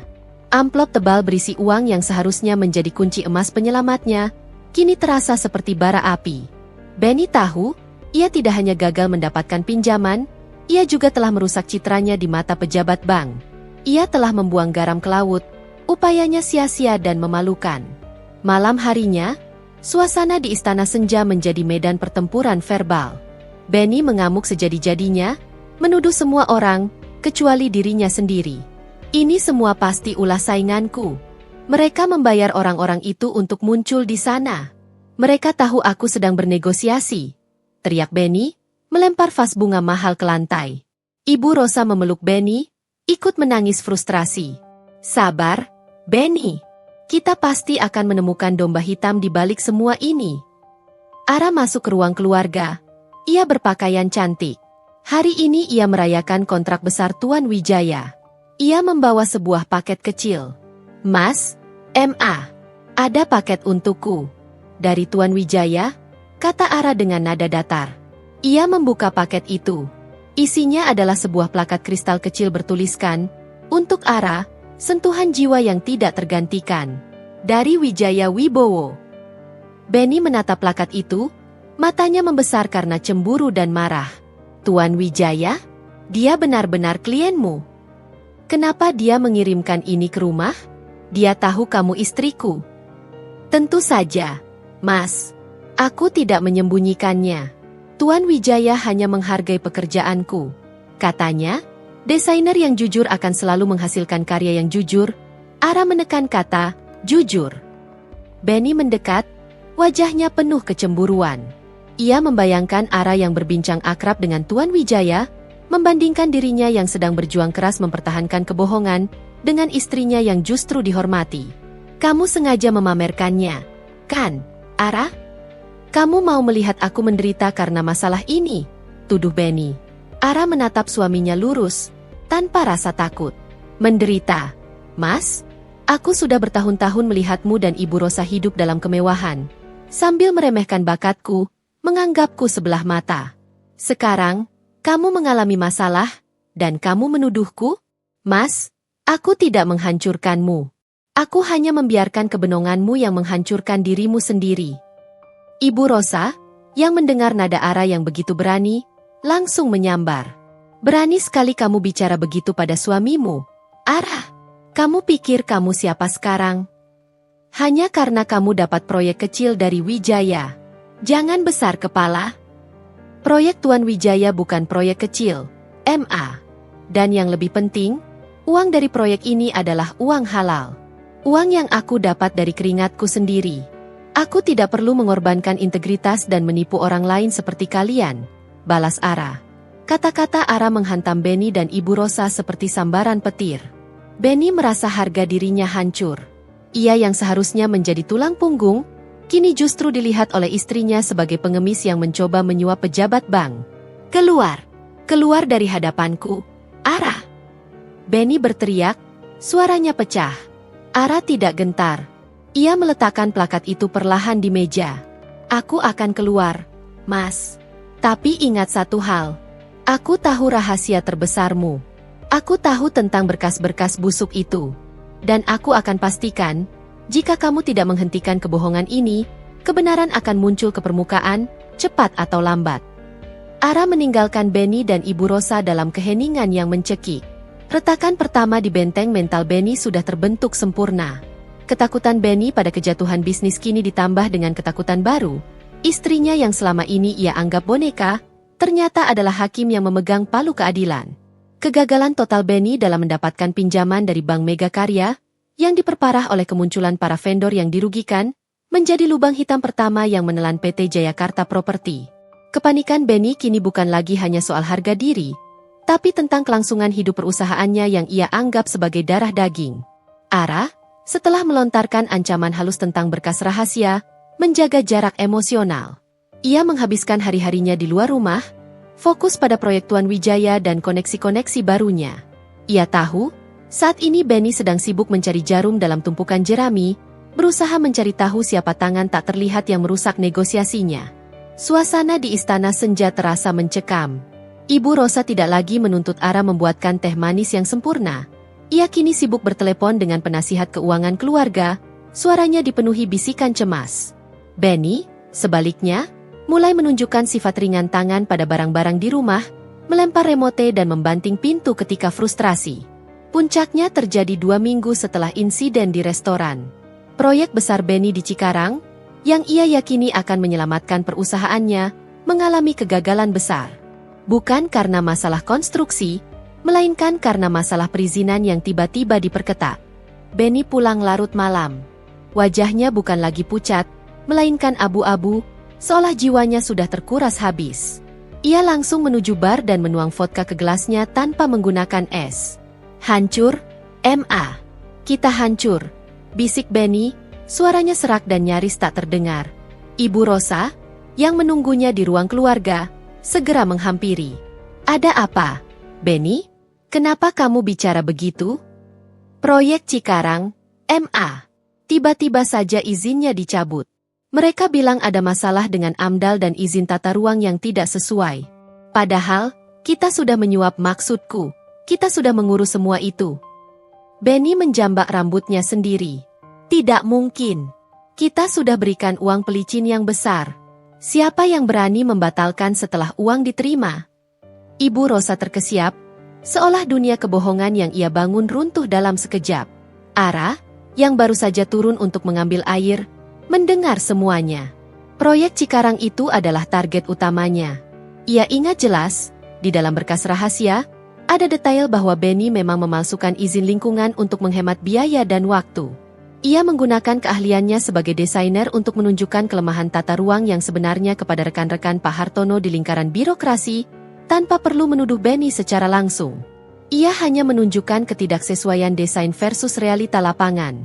Ara mendekat, berdiri di ambang pintu, seperti penonton yang menyaksikan sandiwara tragis. Perizinan yang dicabut, Mas? Bukankah itu karena Mas memaksakan pembangunan di lahan yang seharusnya menjadi resapan air? Tanya Ara tenang, seolah ia hanya mengutip berita. Benny menoleh cepat, matanya memerah. Kamu tahu dari mana tentang resapan air? Itu urusan teknis yang sangat rahasia. Aku seorang desainer, Mas. Aku bisa membaca denah dan peta tata ruang lebih baik dari kamu. Jawab Ara, kini suaranya terdengar dingin dan penuh otoritas. Di berkas desain awal yang pernah aku lihat, properti Cikarang itu memang memiliki masalah fatal dalam sistem drainase. Aku sudah bilang, pondasi yang baik tidak bisa dibangun di atas ilusi, Mas. Ibu Rosa melangkah maju, wajahnya penuh amarah. Namun kali ini ia diselimuti ketakutan yang lebih besar dari biasanya. Kamu menguping. Kamu mata-mata. Jangan-jangan kamu yang membocorkan ini semua. Ara, kamu yang menghancurkan anakku. Aku menghancurkan? MA, aku hanya membiarkan kebenaran terungkap. Aku hanya membiarkan karma bekerja. Balas Ara, menatap tajam ke mata Ibu Rosa. Aku sudah melihat semua berkas itu. MA, tentang utang fiktif, tentang markup, tentang pemalsuan izin. Aku tahu, MA. Dan aku sudah memperingatkan Mas Benny agar tidak bermain api lagi. Tapi, kesombongan kalian lebih besar dari akal sehat. Benny tiba-tiba memegang kepala, seolah semua informasi itu terlalu berat untuk otaknya. Berkas? Berkas apa? Kamu bicara apa? Ara? Di mana kamu melihat berkas rahasia itu? Ara tersenyum sinis. Di mana lagi? Mas? Di brankas tersembunyi, di balik lemari buku di perpustakaan, tempat yang kamu anggap tidak akan pernah aku sentuh. Kamu terlalu yakin bahwa aku ini otak udang, Mas? Pengakuan Ara itu, diucapkan dengan begitu tenang dan terperinci, menghantam Benny dan Ibu Rosa seperti palu godam. Bukan hanya karena rahasia mereka terbongkar, tetapi karena orang yang membongkarnya adalah Ara, orang yang paling mereka remehkan dan perlakukan seperti sampah selama bertahun-tahun. Kamu masuk ke brankas itu. Benny tercekat, suaranya nyaris hilang. Iya, Mas. Malam itu. Dan aku melihat dengan jelas, kekayaan yang kalian banggakan itu hanyalah istana pasir yang sedang digerus ombak. Aku tidak perlu membocorkannya ke media. Aku hanya perlu memberikan kode kecil kepada orang yang tepat, Dan mereka akan tahu, laporan aset yang kalian gunakan untuk jaminan bank itu hanyalah fata morgana, jelas Ara. Ibu Rosa tersungkur di sofa. Ia tak bisa berkata-kata. Ini lebih dari sekadar kerugian uang. Ini adalah penghinaan total terhadap kekuasaan dan wibawa yang selalu ia junjung tinggi. Benny, yang awalnya ingin meluapkan amarah, kini dilanda keputusasaan. Ia duduk di lantai, bersandar pada bar. Kenapa? Ara? Kenapa kamu lakukan ini? Kenapa kamu tidak bicara langsung padaku? Aku bicara langsung? Mas, setiap kali aku bicara, kamu dan Ibu Rosa hanya tertawa sinis, menuduhku cari muka, dan menganggapku tidak becus mengurus teh. Aku sudah lelah hidup sebagai boneka porselen yang hanya bisa kamu pajang. Aku harus menggunakan bahasa yang kalian pahami, Mas. Bahasa kehilangan dan konsekuensi, jawab Ara. Ia tidak lagi menahan air matanya. Tapi air mata ini bukan air mata kesedihan, melainkan air mata kelegaan atas kejujuran yang akhirnya keluar. Aku bisa memperbaikinya. Ara, aku bisa mendapatkan uangnya. Jangan tinggalkan aku. Benny memohon, kehilangan semua kesombongannya. Memperbaikinya? Dengan menipu bank, Mas? Dengan merugikan vendor kecil? Aku sudah memberimu kesempatan untuk jujur, Mas. Tapi kamu lebih memilih untuk tenggelam dalam kesombonganmu, kata Ara, menggeleng pelan. Aku sudah menyelesaikan proyek Cikarang untukmu, Mas. Aku membongkar masalahnya, sehingga tidak ada lagi korban di masa depan. Aku sudah membalas perlakuan kalian. Tapi, pembalasanku bukan dengan menghancurkanmu. Pembalasanku adalah dengan membuktikan bahwa aku bisa sukses dan bahagia tanpa bayang-bayang kebohonganmu. Keesokan harinya, berita tentang tuntutan massal terhadap PT Jayakarta, ditambah pembatalan izin proyek Cikarang, menjadi berita utama di semua media. Para investor besar, seperti yang diperkirakan Pak Hartono, mulai angkat kaki dari PT Jayakarta. Perusahaan Benny benar-benar berada di ambang kehancuran. Ara membereskan beberapa barangnya. Ia tidak mengemasi semua barang mewah, hanya barang-barang pribadinya dan dokumen, aura interior. Ia menelpon asistennya untuk memesan apartemen kecil. Ibu Rosa menghampirinya, wajahnya sudah tidak menyisakan sedikit pun kegarangan. Ia terlihat rapuh dan tua. Ara, jangan pergi. Benny membutuhkanmu. Siapa yang akan mengurusnya jika perusahaan ini bangkrut? Bisik Ibu Rosa, suaranya memelas. Benny sudah dewasa. Dia harus belajar berdiri sendiri, tanpa ditopang oleh kebohongan dan kekayaan palsu. Dia butuh belajar apa artinya hidup tanpa tangan besi ibu, jawab Ara lembut. Aku sudah lelah menjadi domba hitam di rumah ini, Tapi kita keluarga, Ara. Keluarga tidak akan saling meremehkan, Keluarga seharusnya saling mendukung. Maaf, Saya pergi. Ara mengambil satu koper kecilnya. Benny muncul di ambang pintu, matanya kosong. Ia sudah membaca berita di koran dan melihat notifikasi dari bursa saham. Perusahaannya kini hanya tersisa nama. Kamu benar-benar pergi, Ra? Kamu akan meninggalkan aku di saat aku jatuh? Tanya Benny, suaranya penuh kesedihan. Aku pergi, Mas. Bukan karena kamu jatuh. Aku pergi karena kamu tidak pernah menghargai aku saat aku bersamamu di puncak.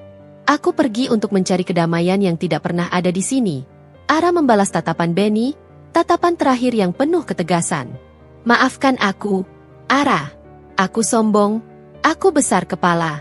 Aku benar-benar tidak tahu diri. Aku Benny, air matanya menetes. Maaf tidak bisa memutar waktu, Mas. Semoga kamu bisa menemukan dirimu yang sebenarnya, tanpa bayangan kekayaan palsu. Ara melangkah keluar dari istana senja, meninggalkan semua kemewahan yang kini terasa pahit dan menjijikkan. Keruntuhan yang terselubung itu telah mencapai permukaan, dan Ara kini bebas dari sangkar emasnya. Setelah kepergian Ara dan berita keruntuhan PT Jayakarta menjadi konsumsi publik, istana senja terasa seperti kuburan yang ditinggalkan. Benny tenggelam dalam keputusasaan yang melumpuhkan, sementara Ibu Rosa menolak untuk menyerah pada kenyataan. Bagi Ibu Rosa, kehilangan harta masih lebih baik daripada kehilangan martabat sosial. Ia bertekad, krisis ini hanyalah badai dalam cangkir teh yang bisa ia atasi dengan pertunjukan kemewahan terakhir. Ibu Rosa memutuskan untuk mengadakan pesta ulang tahunnya yang ke-60. Meskipun para penasihat keuangannya sudah memperingatkan tentang kondisi kas perusahaan yang kering kerontang. Pesta itu harus besar, mewah, dan dihadiri oleh semua darah biru Jakarta. Tujuannya hanya satu, membuktikan bahwa keluarga mereka masih kokoh, bahwa berita kebangkrutan itu hanyalah buah bibir yang dilebih-lebihkan. Ara menerima undangan ke pesta itu. Undangan yang dicetak di atas kertas emas tebal, seolah mengejek kondisi finansial mereka. Ara awalnya berniat mengabaikannya. Namun Pak Hartono memberinya saran.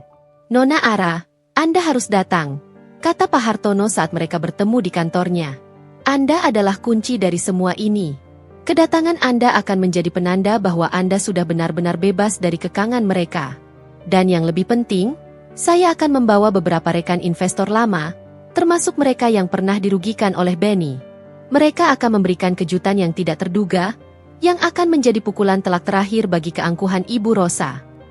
Ara mengerti. Ini bukan hanya soal datang, ini soal hadir sebagai sosok yang berbeda, sosok yang tidak lagi bisa diremehkan. Ini adalah panggung untuk penyelesaian yang elegan. Malam perayaan tiba. Istana Senja bersinar lebih terang dari biasanya, seolah menyembunyikan retakan di fondasinya dengan gemerlap kristal dan lampu sorot. Ibu Rosa mengenakan gaun malam yang mahal dan perhiasan yang melimpah.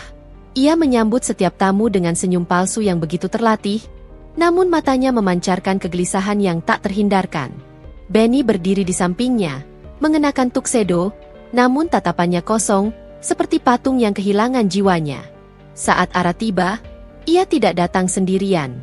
Ia ditemani oleh Risa, asistennya, dan yang mengejutkan, oleh Pak Hartono. Ara mengenakan gaun malam berwarna navy yang dirancang sederhana namun memancarkan aura kepercayaan diri dan kesuksesan yang otentik. Ia tidak membawa perhiasan mencolok, namun pesonanya berhasil menjadi pusat perhatian di ruangan itu. Melihat Ara masuk bersama Pak Hartono, wajah Ibu Rosa langsung menegang. Benny tertegun. Ia tak menyangka Ara berani datang, apalagi bersama seorang konglomerat sekelas Pak Hartono, yang notabene adalah salah satu tangan kanan di banyak dewan direksi besar. Ibu Rosa segera menghampiri mereka, senyumnya dipaksakan. "Ara, senang kamu datang." Dan Pak Hartono, "Suatu kehormatan. Saya tidak tahu kalian saling mengenal." "Tentu saja, Bu Rosa. Nona Ara adalah desainer andalan saya. Ia baru saja menyelesaikan proyek terbesar saya," jawab Pak Hartono ramah, namun tatapannya dingin. "Desainer? Oh iya, proyek kecil-kecilan itu, ya. Semoga dia tidak membuat Pak Hartono kecewa," cibir Ibu Rosa, berusaha meremehkan Ara di depan umum. Ara hanya tersenyum tenang. Proyek itu senilai miliaran MA. Dan Tuan Wijaya, teman dekat Mas Benny, juga sangat puas dengan hasil kerjaku. Pernyataan Ara tentang Tuan Wijaya membuat Ibu Rosa terdiam. Ia tidak berani membalas, karena takut merusak hubungannya dengan elit bisnis. Ia hanya bisa mendesis pelan, lalu menarik Benny menjauh. "Lihat, Benny. Dia pamer. Dia besar kepala karena proyek kecil itu. Jangan pedulikan dia," bisik Ibu Rosa di telinga Benny. Benny hanya diam.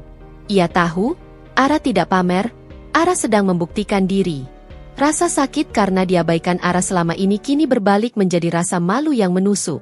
Pesta berlanjut. Ibu Rosa naik ke panggung untuk memberikan pidato. Berusaha meyakinkan semua tamu bahwa krisis yang dihadapi PT Jayakarta hanyalah ujian kecil. "Kami, keluarga Benny, selalu berdiri tegak. Isu-isu tentang kerugian dan hutang hanyalah angin lalu. Kami adalah pebisnis sejati, dan kami akan terus membangun kerajaan kami lebih besar dari sebelumnya," seru Ibu Rosa penuh percaya diri yang dibuat-buat. Tepat setelah Ibu Rosa menyelesaikan pidatonya, suasana riuh tiba-tiba berubah tegang. Pak Hartono, didampingi oleh beberapa pria berjas yang ternyata adalah perwakilan investor lama dan beberapa vendor yang dirugikan, termasuk Jaka, maju ke depan. "Maaf, Bu Rosa," kata Pak Hartono dengan suara lantang yang menghentikan semua musik. "Saya rasa ada yang perlu diluruskan." Ibu Rosa menatapnya panik. "Pak Hartono, ada apa ini?" "Saya di sini bukan sebagai tamu, Bu Rosa. Saya di sini sebagai perwakilan dari integritas bisnis. Kami tidak bisa membiarkan kebohongan terus menjadi topeng bagi kebobrokan. PT Jayakarta Property tidak hanya mengalami kerugian. Mereka telah menipu dan merugikan banyak pihak, termasuk vendor-vendor kecil ini, kata Pak Hartono, menunjuk ke arah Jaka. Jaka melangkah maju, tangannya menggenggam amplop tebal berisi dokumen tuntutan hukum. Kami hanya ingin keadilan. Kami banting tulang di proyek Bali, tapi tidak dibayar. Sementara Tuan Benny dan Ibu Rosa berpesta di sini. Ruangan itu hening. Para tamu mulai berbisik-bisik, menatap Benny dan Ibu Rosa dengan pandangan meremehkan. Semua kemewahan yang dipertontonkan Ibu Rosa seketika berubah menjadi panggung sandiwara yang memalukan. Benny, yang awalnya membeku, kini tersadar. Ia berteriak kepada Pak Hartono. Apa maksudmu? Kamu sengaja membuat skenario ini untuk menjatuhkanku. Kamu pasti dibayar oleh sainganku. Pak Hartono menatap Benny dengan tatapan kasihan. Benny, bukan saya yang menjatuhkanmu. Kamu menghancurkan dirimu sendiri dengan keserakahanmu. Saya hanya membiarkan kebenaran terungkap di panggung yang kamu buat sendiri. Kami menarik semua investasi dan koneksi kami, karena kami tidak berinvestasi pada bisnis yang fondasinya adalah pasir hisap. Ibu Rosa, yang tidak mampu menanggung malu, memegang kepalanya dan ambruk di panggung. Teriakan panik menyambut kejatuhannya. Di tengah kekacauan itu, Benny menarik arah ke sudut ruangan, wajahnya dipenuhi air mata dan keringat. Semua kesombongan Benny telah luntur, digantikan oleh keputusasaan yang total. Ara, kamu yang melakukan ini, kan? Kamu yang menyuruh mereka datang. Kenapa kamu begitu kejam? Benny mencengkeram lengan Ara. Ara melepaskan tangan Benny dengan kuat. Aku tidak kejam, Mas. Aku adil. Mereka datang bukan karena disuruh. Mereka datang karena mereka menuntut hak mereka. Hak yang kamu rampas sambil kamu dan ibumu berlaga sok kaya di sini. Tapi, Ara, kita sudah menikah. Kamu harus membantuku. Benny memohon, suaranya parau. Aku sudah membantumu, Mas. Aku membantumu membuka matamu. Kamu harus sadar, semua kemewahan ini palsu. Aku sudah meninggalkan rumah, Mas.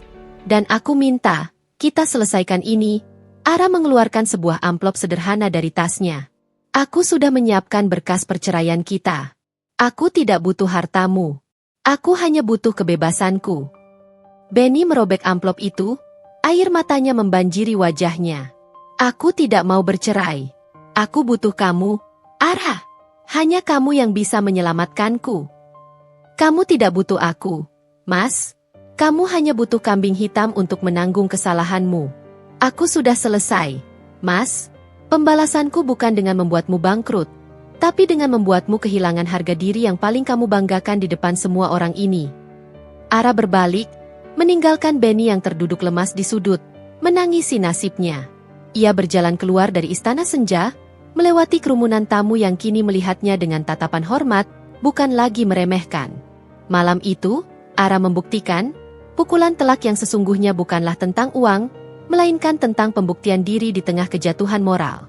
Saat Ara berjalan menuju mobil, Pak Hartono menyusulnya. Luar biasa, Nona Ara. Anda telah menunjukkan keadilan yang elegan. Terima kasih, Pak. Saya rasa, sekarang giliran saya untuk benar-benar pergi. Cerita saya di Istana Senja sudah tamat, ujar Ara, menarik napas lega, merasakan beban bertahun-tahun terangkat dari pundaknya. Ia sudah bebas. Namun, ia belum tahu satu rahasia besar lagi yang tersembunyi. Sebuah plot twist yang akan mengubah pandangannya tentang semua yang terjadi. Kegaduhan pesta perayaan ulang tahun Ibu Rosa telah mereda. Istana Senja kini benar-benar sunyi. Hanya menyisakan pecahan kristal, sisa-sisa kemewahan yang kini terasa menjijikan, dan dua jiwa yang hancur di dalamnya, Benny dan Ibu Rosa. Benny duduk termangu di sofa. Wajahnya kusam oleh air mata dan keputusasaan, sementara Ibu Rosa masih terbaring lemah setelah pingsan karena menanggung malu yang begitu besar. Ara telah pergi.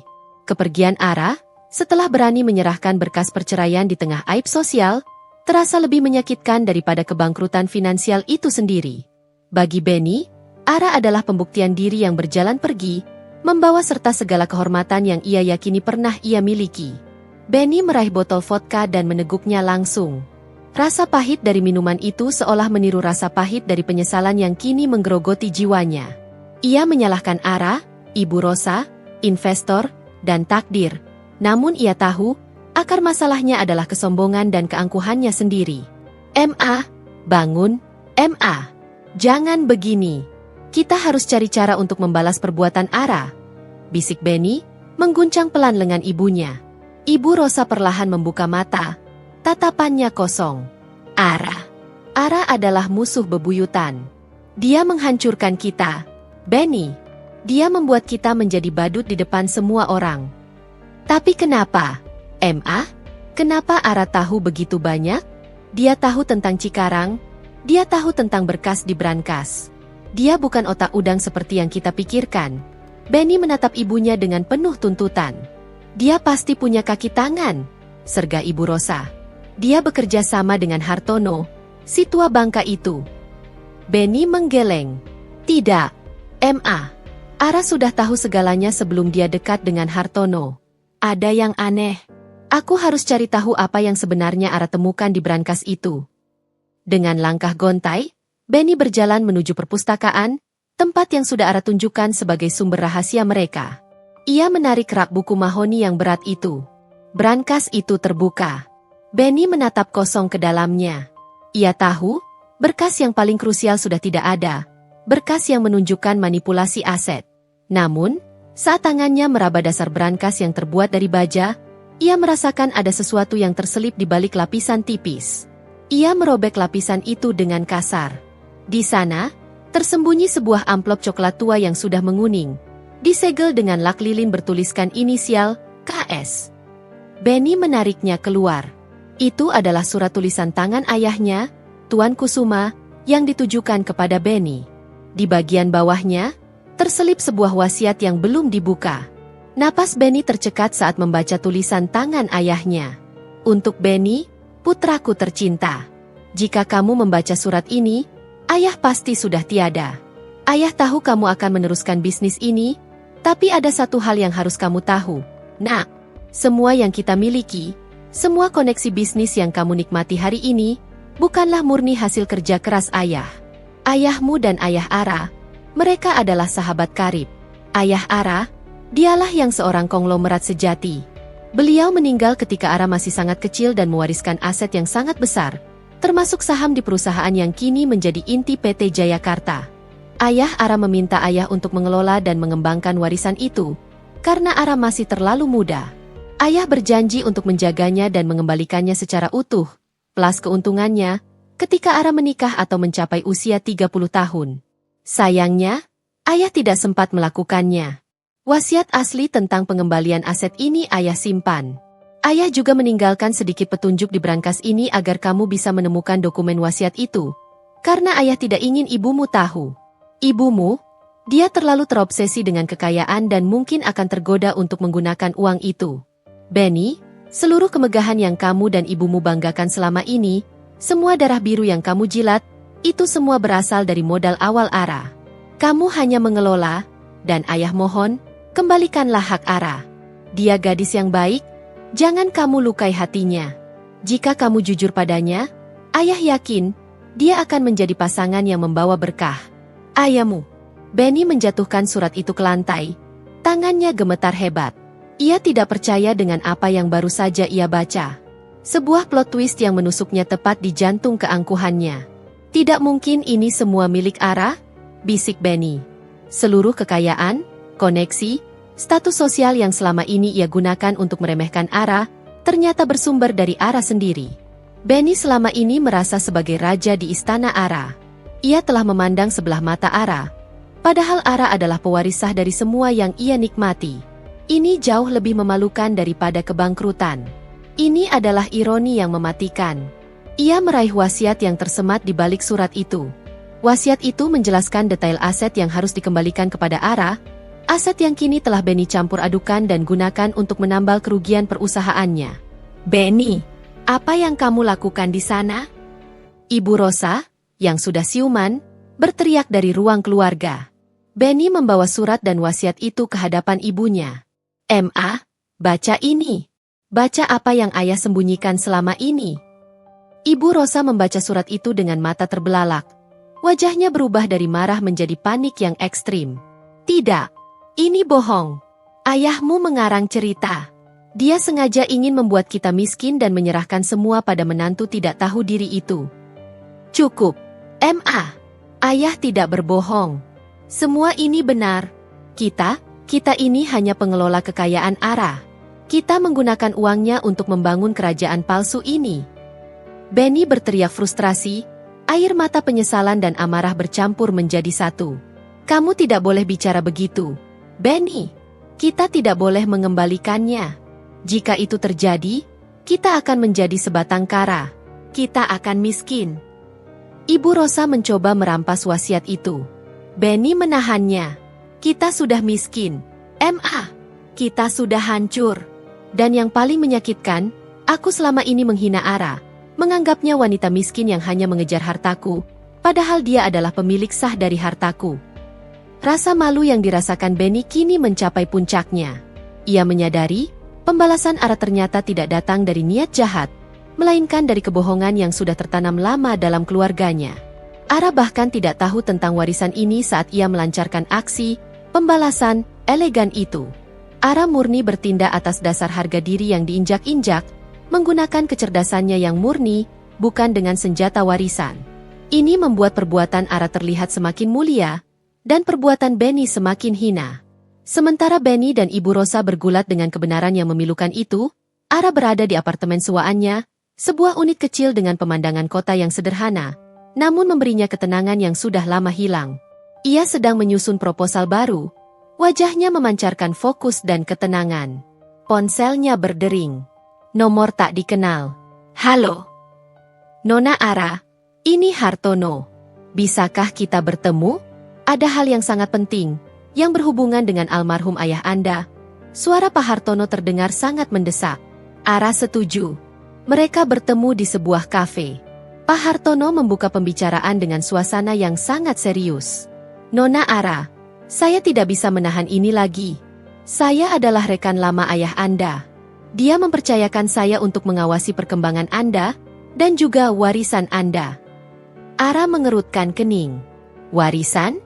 Saya tidak punya warisan, Pak Hartono. Anda punya, Nona.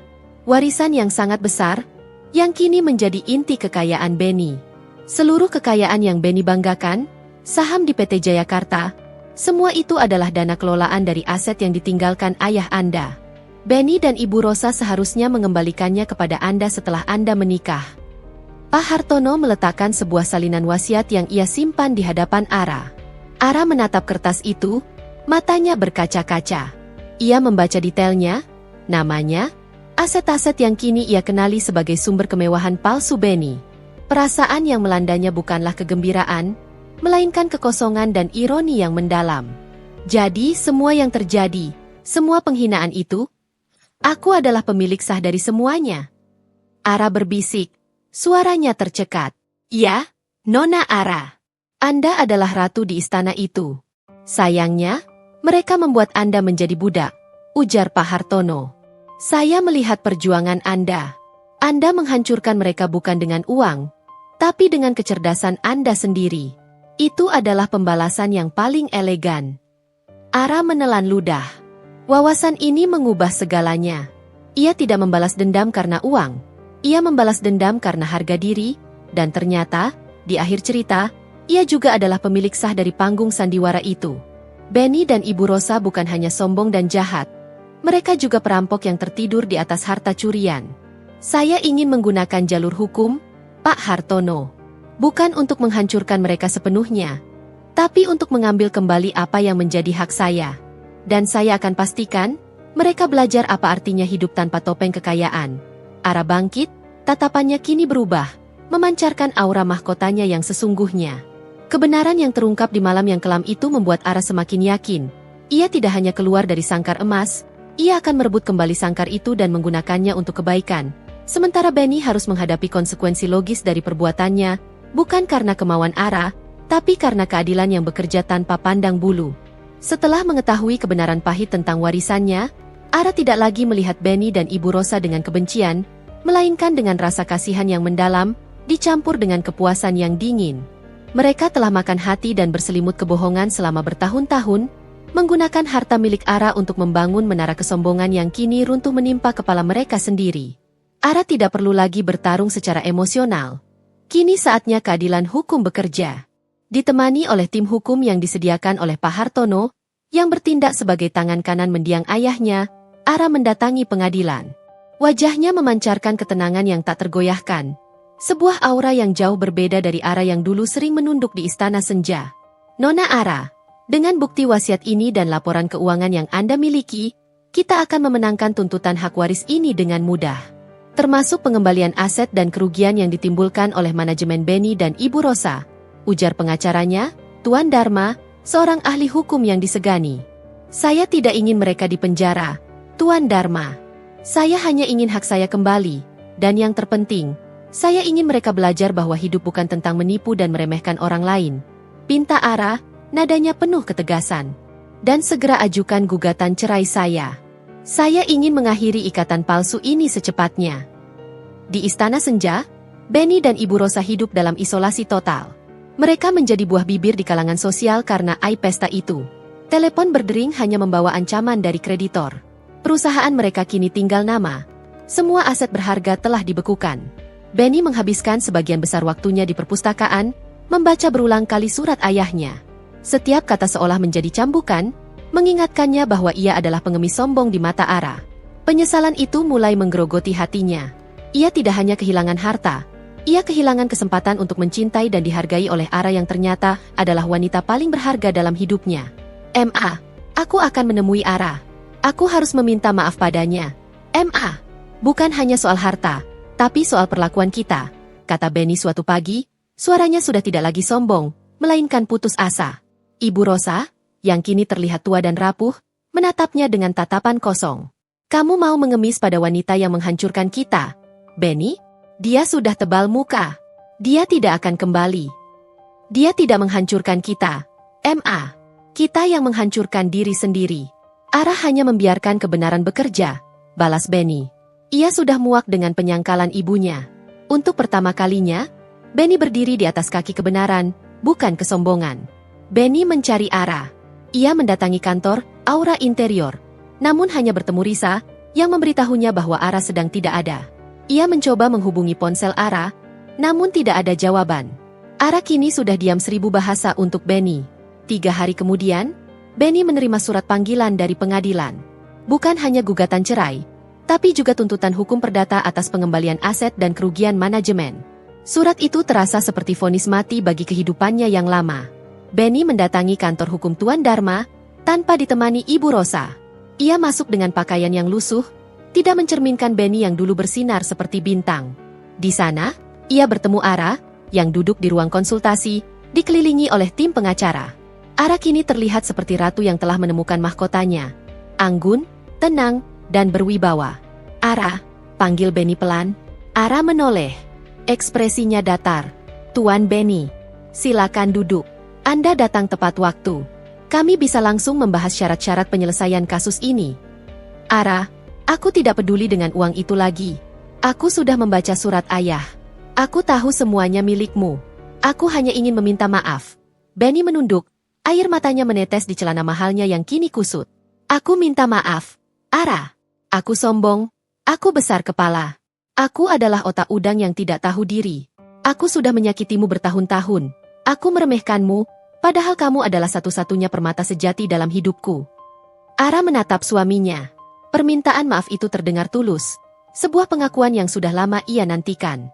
Namun, Ara tahu, kata maaf tidak cukup untuk menambal luka yang begitu dalam, dan yang paling penting, tidak bisa memutar waktu.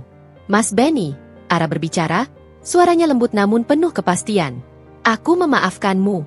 Aku memaafkan semua penghinaan dan perlakuan buruk yang telah kalian berikan. Aku memaafkan kebohonganmu tentang warisan ayahku. Benny mengangkat kepala, wajahnya penuh harapan. Kalau begitu, Ara, bisakah kita kembali? Kita mulai dari nol. Kita bisa jual Istana Senja dan kita perbaiki semuanya. Ara menggeleng. Tidak, Mas. Permintaan maaf tidak bisa memutar waktu. Aku memaafkanmu, tapi aku tidak bisa kembali. Selama bertahun-tahun, kamu membuat hatiku patah dan jiwaku layu. Aku sudah menemukan diriku yang baru, yang bebas dan mandiri. Aku tidak akan mengorbankan kedamaian ini lagi. Tuan Dharma menyela. Tuan Benny, Nona Ara bersedia menyelesaikan kasus ini di luar pengadilan, asalkan Anda dan Ibu Rosa bersedia menandatangani pengembalian penuh semua aset yang tercantum dalam wasiat Tuan Kusuma, termasuk saham mayoritas di PT Jayakarta. Benny menatap Ara. Ia tersenyum getir. Aku setuju. Ara, ambil semuanya. Itu memang hakmu. Aku tidak mau sepeser pun lagi. Aku hanya ingin kamu tahu, aku benar-benar menyesal. Terima kasih, Mas Benny, kata Ara. Aku hanya ingin keadilan. Setelah ini, Mas dan Ibu Rosa harus memulai dari awal. Belajarlah dari nol, tanpa bayangan kekayaan palsu. Itu akan menjadi pelajaran yang lebih berharga daripada semua harta ayahku. Benny menandatangani semua dokumen pengalihan aset dan perceraian dengan air mata. Ia telah kehilangan segalanya. Istri, harta, dan harga diri. Namun, dalam kehancuran itu, muncul harapan baru. Harapan untuk menjadi manusia yang lebih jujur. Beberapa hari kemudian, Ara resmi menyandang status janda. Ia kini adalah pemilik sah PT Jayakarta Property dan aset warisan yang melimpah. Namun, Ara tidak berniat mengambil alih manajemen perusahaan Benny. Ia bertekad menjual mayoritas sahamnya. Saya ingin uang ini digunakan untuk membangun sesuatu yang bermanfaat, Pak Hartono. Mungkin yayasan atau proyek sosial. Saya tidak ingin terjebak dalam pusaran uang yang sama seperti Benny, kata Ara kepada Pak Hartono. Itu keputusan yang bijaksana, Nona Ara. Hati Anda adalah emas murni, puji Pak Hartono. Ara kemudian bertemu dengan Benny dan Ibu Rosa untuk terakhir kalinya, di sebuah kafe kecil. Ara menyerahkan sebuah amplop kepada Benny. Isinya adalah sejumlah uang tunai yang cukup untuk memulai hidup baru. Ini bukan warisan, Mas. Ini adalah modal awal dariku. Gunakan untuk memulai bisnis yang jujur, Mas. Bangun dari nol, tanpa kebohongan, kata Ara. Benny menatap uang itu, lalu menatap Ara. Terima kasih, Ara. Aku tidak tahu bagaimana membalas kebaikanmu ini. Kamu tidak perlu membalasnya, Mas. Cukup jadilah manusia yang lebih baik. Jaga Ibu Rosa, dan belajarlah menghargai orang lain. Ara berdiri. Apakah kita masih bisa berteman, Ara? Tanya Benny dengan wajah penuh harap. Ara tersenyum. Sebuah senyum yang kini mengandung kepastian tentang masa depannya yang cerah. Kita adalah orang yang pernah berbagi cerita, Mas. Tapi jalan kita kini berbeda. Aku harus pergi, mencari rumah sejati bagi jiwaku. Ara melangkah keluar, meninggalkan Benny dan Ibu Rosa yang kini harus menghadapi dunia tanpa kemewahan, tanpa kesombongan, dan tanpa topeng. Pembalasan Ara telah selesai. Ditutup dengan keadilan yang anggun dan pemberian kesempatan kedua yang tulus.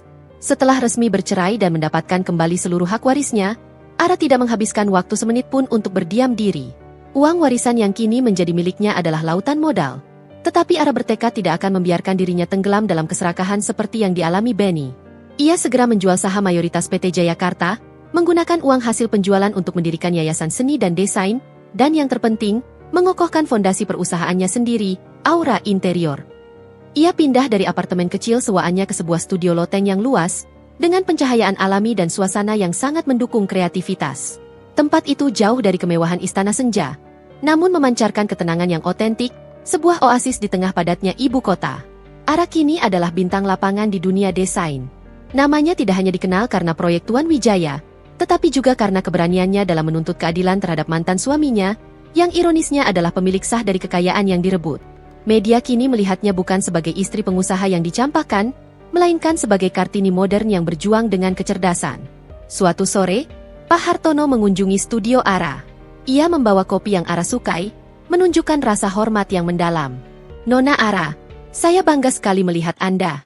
Keputusan Anda menjual saham PT Jayakarta dan mendirikan yayasan adalah langkah yang sangat mulia, kata Pak Hartono, duduk di salah satu kursi minimalis rancangan Ara. Terima kasih, Pak Hartono. Saya rasa, jika saya menggunakan uang itu untuk membangun rumah yang lebih besar dari Istana Senja, saya tidak akan ada bedanya dengan Benny. Saya ingin membangun warisan yang sesungguhnya, kejujuran dan kesempatan bagi desainer muda, jawab Ara, sambil menunjukkan master plan yayasannya. Pak Hartono menatap Ara, matanya berkaca-kaca. Ayah Anda pasti tersenyum di surga, Nona. Beliau adalah pria yang jujur. Dan percayalah, Anda memiliki kekuatan itu. Anda tidak hanya mengambil kembali hak Anda. Anda telah memberikan pelajaran etika kepada seluruh lingkaran bisnis di kota ini. Benny dan Ibu Rosa telah menjadi contoh buruk yang dilihat semua orang. Ara menghela napas. Saya sudah memaafkan mereka, Pak. Semoga mereka bisa menemukan jalan mereka. Mereka tidak lagi mencari saya, dan saya pun sudah tidak punya urusan lagi dengan mereka. Lalu, apa rencana besar Anda selanjutnya, Nona? Tanya Pak Hartono. Saya ingin aura interior berkembang, Pak. Saya ingin berkolaborasi dengan arsitek yang memiliki visi yang sama. Jujur pada material, jujur pada lingkungan, dan jujur pada klien. Saya ingin melupakan kemegahan palsu dan kembali pada esensi desain. Saya punya seseorang untuk Anda temui, kata Pak Hartono, senyumnya kini menyiratkan mak comblang. Namanya Adrian. Dia seorang arsitek, muda, cerdas, dan yang terpenting, dia adalah tipe pria yang akan banting tulang demi kualitas, bukan demi uang. Dia menolak proyek-proyek besar yang bau korupsi, bahkan pernah menjadi kambing hitam perusahaan lamanya karena menolak memalsukan laporan material. Ara tertarik. Dia terdengar menarik. Kebetulan saya sedang mencari mitra arsitek untuk proyek perumahan sosial yang sedang saya garap. Proyek perumahan sosial? Benar-benar mulia, Nona. Saya akan atur pertemuan Anda. Adrian adalah permata langka di industri ini, janji Pak Hartono. 2 hari kemudian, Ara bertemu Adrian di studio miliknya. Adrian datang dengan setumpuk sketsa dan blueprint di tangannya, tampil sederhana dengan kemeja denim yang santai. Ia memiliki mata yang ramah, namun tatapannya tajam dan fokus, seperti mata seorang seniman sejati. Selamat siang, Nona Ara. Saya Adrian. Sapanya, jabat tangan mereka terasa hangat dan mantap. Saya sudah melihat beberapa portofolio Anda, Tuan Adrian. Karya Anda memiliki sentuhan yang tulus, puji Ara. Adrian tersenyum. Anda juga, Nona Ara. Desain Anda untuk Tuan Wijaya adalah masterpiece. Saya tahu itu bukan proyek yang mudah, apalagi di tengah drama keluarga Anda yang sempat menjadi buah bibir. Ara sedikit tersentak, namun ia menghargai kejujuran Adrian. Ya, itu adalah masa lalu yang pahit. Saya harap itu tidak memengaruhi profesionalitas kita. Tentu tidak. Justru itu menunjukkan betapa kuat dan jujurnya Anda. Anda adalah wanita yang panjang akal, Nona. Anda menggunakan kecerdasan untuk mencari keadilan, bukan untuk menghancurkan, kata Adrian, matanya menatap Ara dengan penuh kekaguman. Mereka mulai membahas proyek perumahan sosial. Ara dengan antusias menjelaskan visinya tentang perumahan yang layak dan berkelanjutan, jauh dari motif keuntungan besar. Saya lelah melihat bangunan yang hanya mementingkan tampilan luar, tanpa memikirkan fondasi dan kualitas materialnya, Tuan Adrian. Itu adalah dosa besar dalam arsitektur, kata Ara. Ingatannya langsung tertuju pada proyek Cikarang milik Benny. Adrian mengangguk setuju. Saya setuju, Nona Ara. Saya meninggalkan pekerjaan saya di perusahaan besar, karena mereka meminta saya main mata dengan kualitas material. Bagi saya, bangunan harus jujur. Jika kita harus banting tulang untuk mencari material terbaik dengan harga paling efisien, kita harus melakukannya. Percakapan mereka mengalir lancar, bukan hanya tentang pekerjaan, tapi tentang etika, seni, dan filosofi hidup. Adrian ternyata adalah sosok yang sabar, pendengar yang baik, dan yang terpenting, ia tidak terintimidasi oleh status Ara sebagai pengusaha sukses atau latar belakang Ara yang baru saja melewati drama besar. Ia melihat Ara sebagai seorang mitra, seorang seniman, dan seorang wanita dengan hati yang tulus. Saat mereka selesai, Adrian tersenyum. Saya rasa, Nona Ara, kita tidak hanya akan membangun perumahan sosial. Kita akan membangun sebuah gerakan baru dalam dunia arsitektur dan desain. Saya senang Anda antusias, Tuan Adrian. Saya rasa kita bisa bekerja sama. Ara membalas senyumnya. Untuk pertama kalinya sejak perpisahannya, ia merasakan getaran positif. Getaran yang bukan berasal dari uang atau kekuasaan, melainkan dari koneksi jiwa yang jujur. Sementara Ara menikmati harapan baru dan kesibukan yang bermakna, kehidupan Benny dan Ibu Rosa bergerak ke arah yang sebaliknya. Mereka terpaksa menjual istana senja untuk melunasi hutang-hutang yang masih tersisa, dan pindah ke sebuah rumah kontrakan sederhana di pinggiran kota. Benny, yang kehilangan semua asetnya, kini harus memulai dari nol. Ia mencoba menggunakan sisa uang yang diberikan Ara untuk membuka usaha kecil. Namun tanpa koneksi dan tanpa dukungan ibunya yang masih dilanda depresi, usahanya selalu gagal. Benny, kenapa kamu tidak meminta bantuan Ara lagi?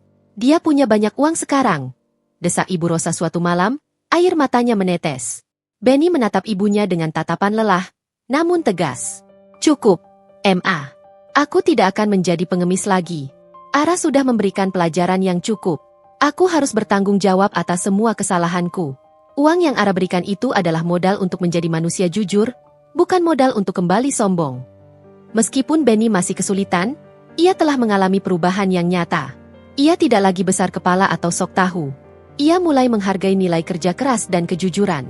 Kehancuran itu telah mengubahnya dari pangeran sombong menjadi pekerja keras yang rendah hati. Ara, yang sesekali mendengar kabar dari Pak Hartono tentang Benny, tersenyum. Ia tahu, pembalasannya telah mencapai tujuan utamanya. Bukan menghancurkan, tapi mengubah. Hati Ara, yang tadinya patah, kini mulai terisi oleh ketenangan dan potensi cinta yang baru dari Adrian, seorang pria yang menghargai dirinya apa adanya. 2 tahun berlalu sejak Ara resmi berpisah dari Benny dan mengambil alih warisan ayahnya. Dalam kurun waktu yang relatif singkat itu, Ara telah bertransformasi total. Ia kini adalah CEO dan desainer utama Aura Interior, sebuah firma yang tidak hanya sukses secara komersial tetapi juga dipandang sebagai kuda hitam yang membawa etika baru dalam industri properti dan desain. Proyek perumahan sosial yang digarapnya bersama Adrian sukses besar, mendapat banyak pujian dari pemerintah dan media karena konsepnya yang jujur, berkelanjutan, dan humanis. Hubungan Ara dan Adrian berkembang secara organik, terjalin dari kolaborasi profesional yang solid. Mereka memiliki visi yang sama. Mereka sama-sama banting tulang bukan untuk mencari kemewahan, melainkan untuk menciptakan karya yang tulus. Adrian bukan tipe pria yang besar mulut atau suka pamer. Ia lebih memilih berbicara melalui blueprint dan sketsanya. Suatu sore, mereka sedang meninjau lokasi proyek baru mereka di pinggiran kota, sebuah kawasan komunitas kreatif yang akan mereka desain ulang. Matahari terbenam melukis langit dengan warna jingga dan ungu, memberikan sentuhan dramatis pada lahan yang masih kosong. Ara, lihatlah. Tanah ini seperti kanvas kosong yang menunggu sentuhan kita, kata Adrian, tangannya menunjuk ke arah cakrawala. Aku ingin kita mendesain tempat ini dengan integritas. Tidak ada markup material, tidak ada pemotongan kualitas. Semua harus murni. Ara tersenyum, hatinya menghangat mendengar kata-kata Adrian. Tepat sekali, Adrian. Aku sudah lelah dengan desain yang hanya cantik di luar tapi rapuh di dalam. Kita akan membuktikan bahwa kejujuran adalah desain yang paling mewah. Adrian menoleh, menatap Ara dengan penuh kekaguman. Kamu tahu, Ara, kamu adalah alasan mengapa aku bertahan di industri ini. Setelah melihat begitu banyak kebobrokan, aku hampir angkat tangan. Tapi melihat semangatmu, caramu menghadapi Benny, dan caramu menggunakan asetmu untuk kebaikan itu menginspirasiku. Ara melangkah mendekat. Kamu juga menginspirasiku, Adrian. Kamu adalah antitesis dari semua yang pernah aku alami. Kamu membuatku percaya bahwa masih ada pria yang melihat wanita bukan sebagai properti pelengkap, tapi sebagai mitra sejati. Adrian menggenggam tangan Ara, jari-jari mereka saling bertaut dengan pas. Kamu tahu, aku sudah mengagumi karyamu sejak kamu mengerjakan penthouse Tuan Wijaya. Aku tahu kamu adalah bintang tersembunyi yang akan bersinar. Dan sekarang, kamu bersinar sangat terang. Tuan Wijaya sangat berjasa. Dia menjadi tangan kanan yang membawaku ke lingkaran yang tepat, kenang Ara. Mereka terdiam sejenak, menikmati senja yang damai. Ini adalah momen yang Ara cari selama bertahun-tahun di Istana Senja. Kedamaian yang otentik. Aku punya ide desain baru untuk area komunitas ini, Ara. Bagaimana jika kita tambahkan ruang studio terbuka di atas setiap unit? Agar para seniman bisa melihat langit saat mereka bekerja. Usul Adrian, matanya berbinar penuh ide. Ide yang brilian. Kita bisa menyebutnya langit inspirasi. Itu akan menjadi buah bibir di kalangan seniman. Balas Ara antusias. Percakapan mereka selalu dipenuhi dengan ide-ide kreatif, visi masa depan, dan etika kerja yang tak tergoyahkan. Tak pernah ada kecemburuan atau rasa diremehkan. Seperti yang selalu ia rasakan bersama Benny. Adrian adalah pasir yang kokoh di balik fondasi hidup Ara. Beberapa bulan kemudian, Aura Interior dan Adrian Arsitektur diumumkan sebagai pemenang tender desain untuk Museum Seni Kontemporer baru di pusat kota, sebuah proyek paling bergengsi tahun itu. Kemenangan ini membuktikan bahwa Ara telah resmi menjadi ratu di industrinya, jauh melampaui segala pencapaian Benny di masa kejayaannya. Dalam konferensi pers, Ara berdiri di samping Adrian. Wajahnya memancarkan kebanggaan yang tenang. Kami ingin membuktikan, ujar Ara di hadapan wartawan, bahwa desain terbaik adalah desain yang dibangun di atas integritas. Tidak ada pemotongan anggaran untuk kualitas, tidak ada markup untuk keuntungan pribadi. Kami akan menggunakan setiap sen yang dipercayakan kepada kami untuk menciptakan masterpiece yang jujur dan tahan lama. Seorang wartawan bertanya, Nyonya Ara, proyek ini jauh melampaui PT Jayakarta Property yang dulu Anda pimpin. Apakah Anda merasa ini adalah pembalasan yang manis? Ara tersenyum lembut, tatapannya jauh dari dendam. Saya rasa, ini bukan pembalasan, melainkan bukti. Bukti bahwa seorang wanita yang dulu dianggap sebelah mata dan hanya bisa mengurus rumah tangga, ternyata mampu membangun sebuah kerajaan yang etis dan berkelanjutan. Saya tidak ingin menghancurkan siapapun. Saya hanya ingin membangun diri saya sendiri, dengan fondasi yang berbeda dari yang pernah saya tempati. Adrian, yang berdiri di sampingnya, meraih tangan Ara di bawah podium, sebuah isyarat dukungan yang lembut namun tegas. Malam itu, setelah sukses besar di konferensi pers, Ara dan Adrian makan malam di restoran favorit mereka, yang jauh dari kemewahan berlebihan, namun menyajikan hidangan autentik. Selamat, Ara. Kamu benar-benar bintang lapangan malam ini, puji Adrian, mengangkat gelasnya. Kita, Adrian. Ini semua berkat kolaborasi kita, ralat Ara. Tapi ada satu hal yang mengganjal di pikiranku. Apa itu? Terkadang, aku memikirkan Benny dan Ibu Rosa. Aku dengar dari Pak Hartono, mereka kini benar-benar memulai dari nol. Benny bekerja serabutan, dan Ibu Rosa sakit-sakitan. Aku tahu mereka pantas mendapatkannya. Tapi kamu punya hati yang besar, potong Adrian lembut. Kamu sudah memberikan mereka kesempatan kedua. Ara, kamu memberikan uang modal. Jika mereka gagal lagi, itu adalah pilihan mereka. Mereka harus menghadapi hukum alam dari perbuatan mereka sendiri. Kamu sudah melakukan bagianmu. Aku hanya berharap mereka tidak menganggapku kejam, bisik Ara. Adrian meraih tangan Ara di atas meja. Dengarkan aku, Ara. Kejam adalah meremehkan bakat seseorang, menyembunyikan kebenaran, dan mencuri hak orang lain. Kamu tidak melakukan itu. Kamu berjuang untuk dirimu.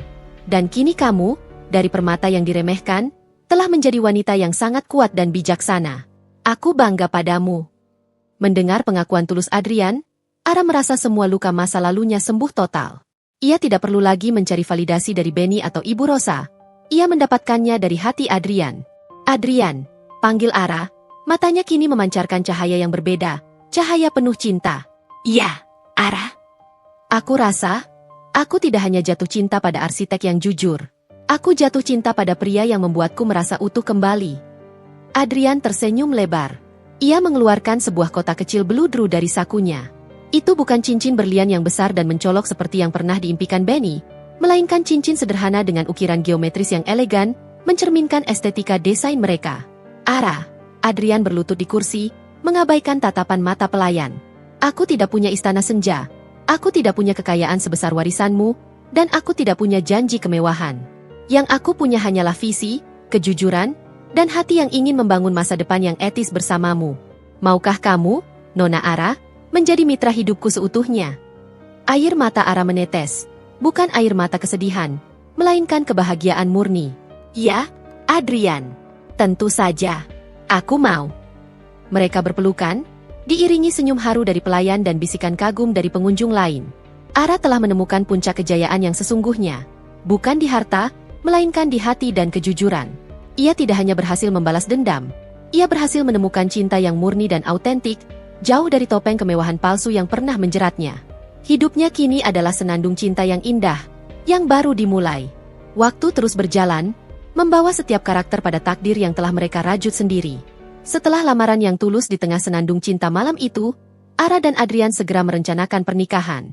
Mereka sepakat bahwa pesta mereka harus mencerminkan nilai-nilai yang mereka junjung tinggi, kesederhanaan, kejujuran, dan keindahan fungsional, jauh dari kemegahan yang berlebihan dan bermuka dua. Pernikahan mereka diadakan di lahan proyek komunitas kreatif yang telah mereka selesaikan. Dinding-dinding beton yang diekspos, instalasi seni dari material daur ulang, dan cahaya alami matahari menjadi dekorasi utama. Itu adalah perayaan yang otentik dan hangat, dihadiri oleh orang-orang yang tulus mencintai mereka, termasuk Pak Hartono yang bertindak sebagai wali bagi Ara, dan para desainer muda dari Yayasan Ara. Di tengah kebahagiaan itu, Ara tidak bisa sepenuhnya mengabaikan masa lalunya. Beberapa hari sebelum pernikahan, ia menerima telepon dari Benny. Halo, Ara.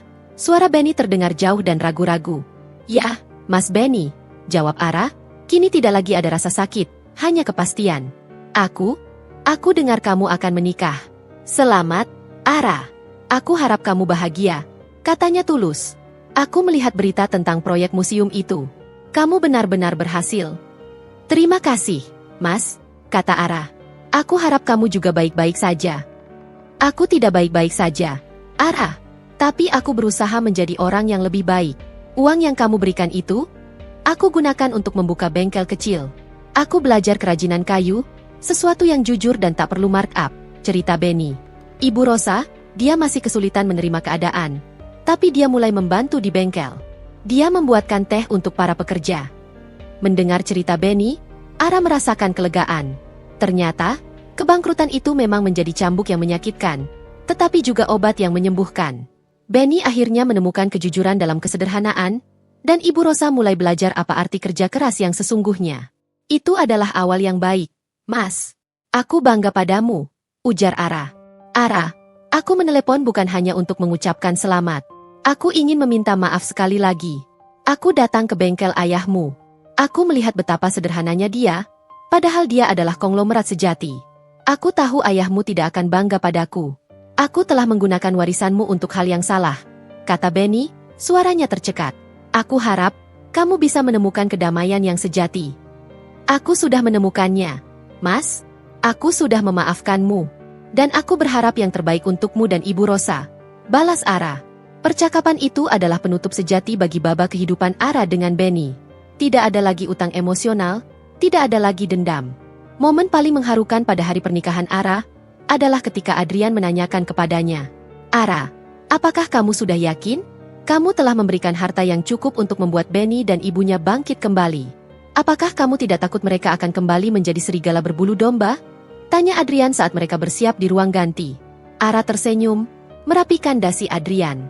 Aku memberikan mereka modal untuk hidup, Adrian, bukan untuk kesombongan. Jika mereka memilih jalan yang salah lagi, itu adalah urusan takdir mereka. Tapi aku sudah membuktikan bahwa aku bisa memaafkan. Aku tidak mau membawa sampah emosi dari masa lalu ke dalam pernikahan kita. Fondasi pernikahan kita adalah kejujuran, Adrian, dan aku ingin membersihkan hatiku sebelum kita memulai ini. Janji suci diucapkan di bawah naungan instalasi kayu yang dirancang sendiri oleh Adrian. Sederhana, kuat, dan penuh makna. Adrian menatap Ara, mata mereka dipenuhi janji yang tulus. Aku janji, Ara, aku akan selalu jujur padamu. Dalam setiap desain, dalam setiap kata, dan dalam setiap langkah hidup kita. Kita akan membangun rumah kita di atas batu karang kejujuran, bisik Adrian saat menyematkan cincin. Ara membalas janji itu. Dan aku janji, Adrian, aku akan selalu menghargaimu. Kamu adalah sentuhan jiwa yang melengkapi hidupku. Terima kasih telah menunjukkan bahwa kemewahan sejati ada di dalam integritas. Para tamu bersorak, dan konfeti dari kertas daur ulang bertebaran. Ini adalah perayaan yang sangat mencerminkan Ara, berkelas, etis, dan autentik. Pak Hartono, yang duduk di barisan depan, tersenyum bangga. Ia tahu, ia telah menyaksikan tidak hanya pernikahan, tetapi juga kemenangan moral yang sempurna. Beberapa tahun kemudian, Aura Interior dan Adrian Arsitektur telah menjadi ikon nasional. Proyek mereka selalu dinantikan, tidak hanya karena estetika, tetapi karena etos kerjanya. Mereka menjadi duta bagi kejujuran dalam bisnis, sebuah cahaya yang menerangi praktik-praktik industri yang gelap. Di sebuah acara pameran arsitektur besar, Ara dan Adrian sedang diwawancarai oleh media. Nyonya Adrian, tanya seorang wartawan, Anda telah mencapai segalanya. Kekayaan, ketenaran, dan cinta. Apa definisi kesuksesan yang sesungguhnya bagi Anda? Ara tersenyum dan melirik Adrian, yang berdiri tegak di sampingnya. Kesuksesan sejati bukan tentang berapa banyak nol di rekening bank, bukan tentang seberapa besar rumah yang kita tinggali. Kesuksesan sejati adalah ketika Anda bisa tidur nyenyak di malam hari, tahu bahwa Anda mendapatkan segalanya dengan cara yang jujur. Itu adalah fondasi yang tidak akan pernah runtuh. Dan bagi saya, rumah sejati saya bukanlah istana senja yang megah, tapi di samping suami saya, yang menghargai saya apa adanya. Di sela-sela acara, Ara bertemu dengan salah satu desainer muda dari yayasannya. Bu Ara, saya ingin mengucapkan terima kasih. Saya belajar banyak dari etos kerja Anda. Kami semua melihat Anda sebagai contoh bahwa kita bisa sukses tanpa harus menjadi jahat, kata desainer muda itu. Jangan pernah kompromi dengan kejujuranmu. Nak, nasihat Ara. Jadilah kuda hitam yang cerdas, bukan serigala yang licik. Kamu akan menemukan bahwa kebaikan itu sendiri adalah mata uang yang paling kuat. Kisah Ara telah menjadi dongeng nyata yang dibicarakan banyak orang. Dongeng tentang seorang wanita yang diremehkan, Menemukan kekuatannya bukan dari balas dendam yang merusak, melainkan dari kecerdasan yang membangun. Ia membuktikan bahwa untuk mengalahkan kesombongan, kita tidak perlu menjadi lebih sombong, tetapi lebih tulus dan berprinsip. Selesai.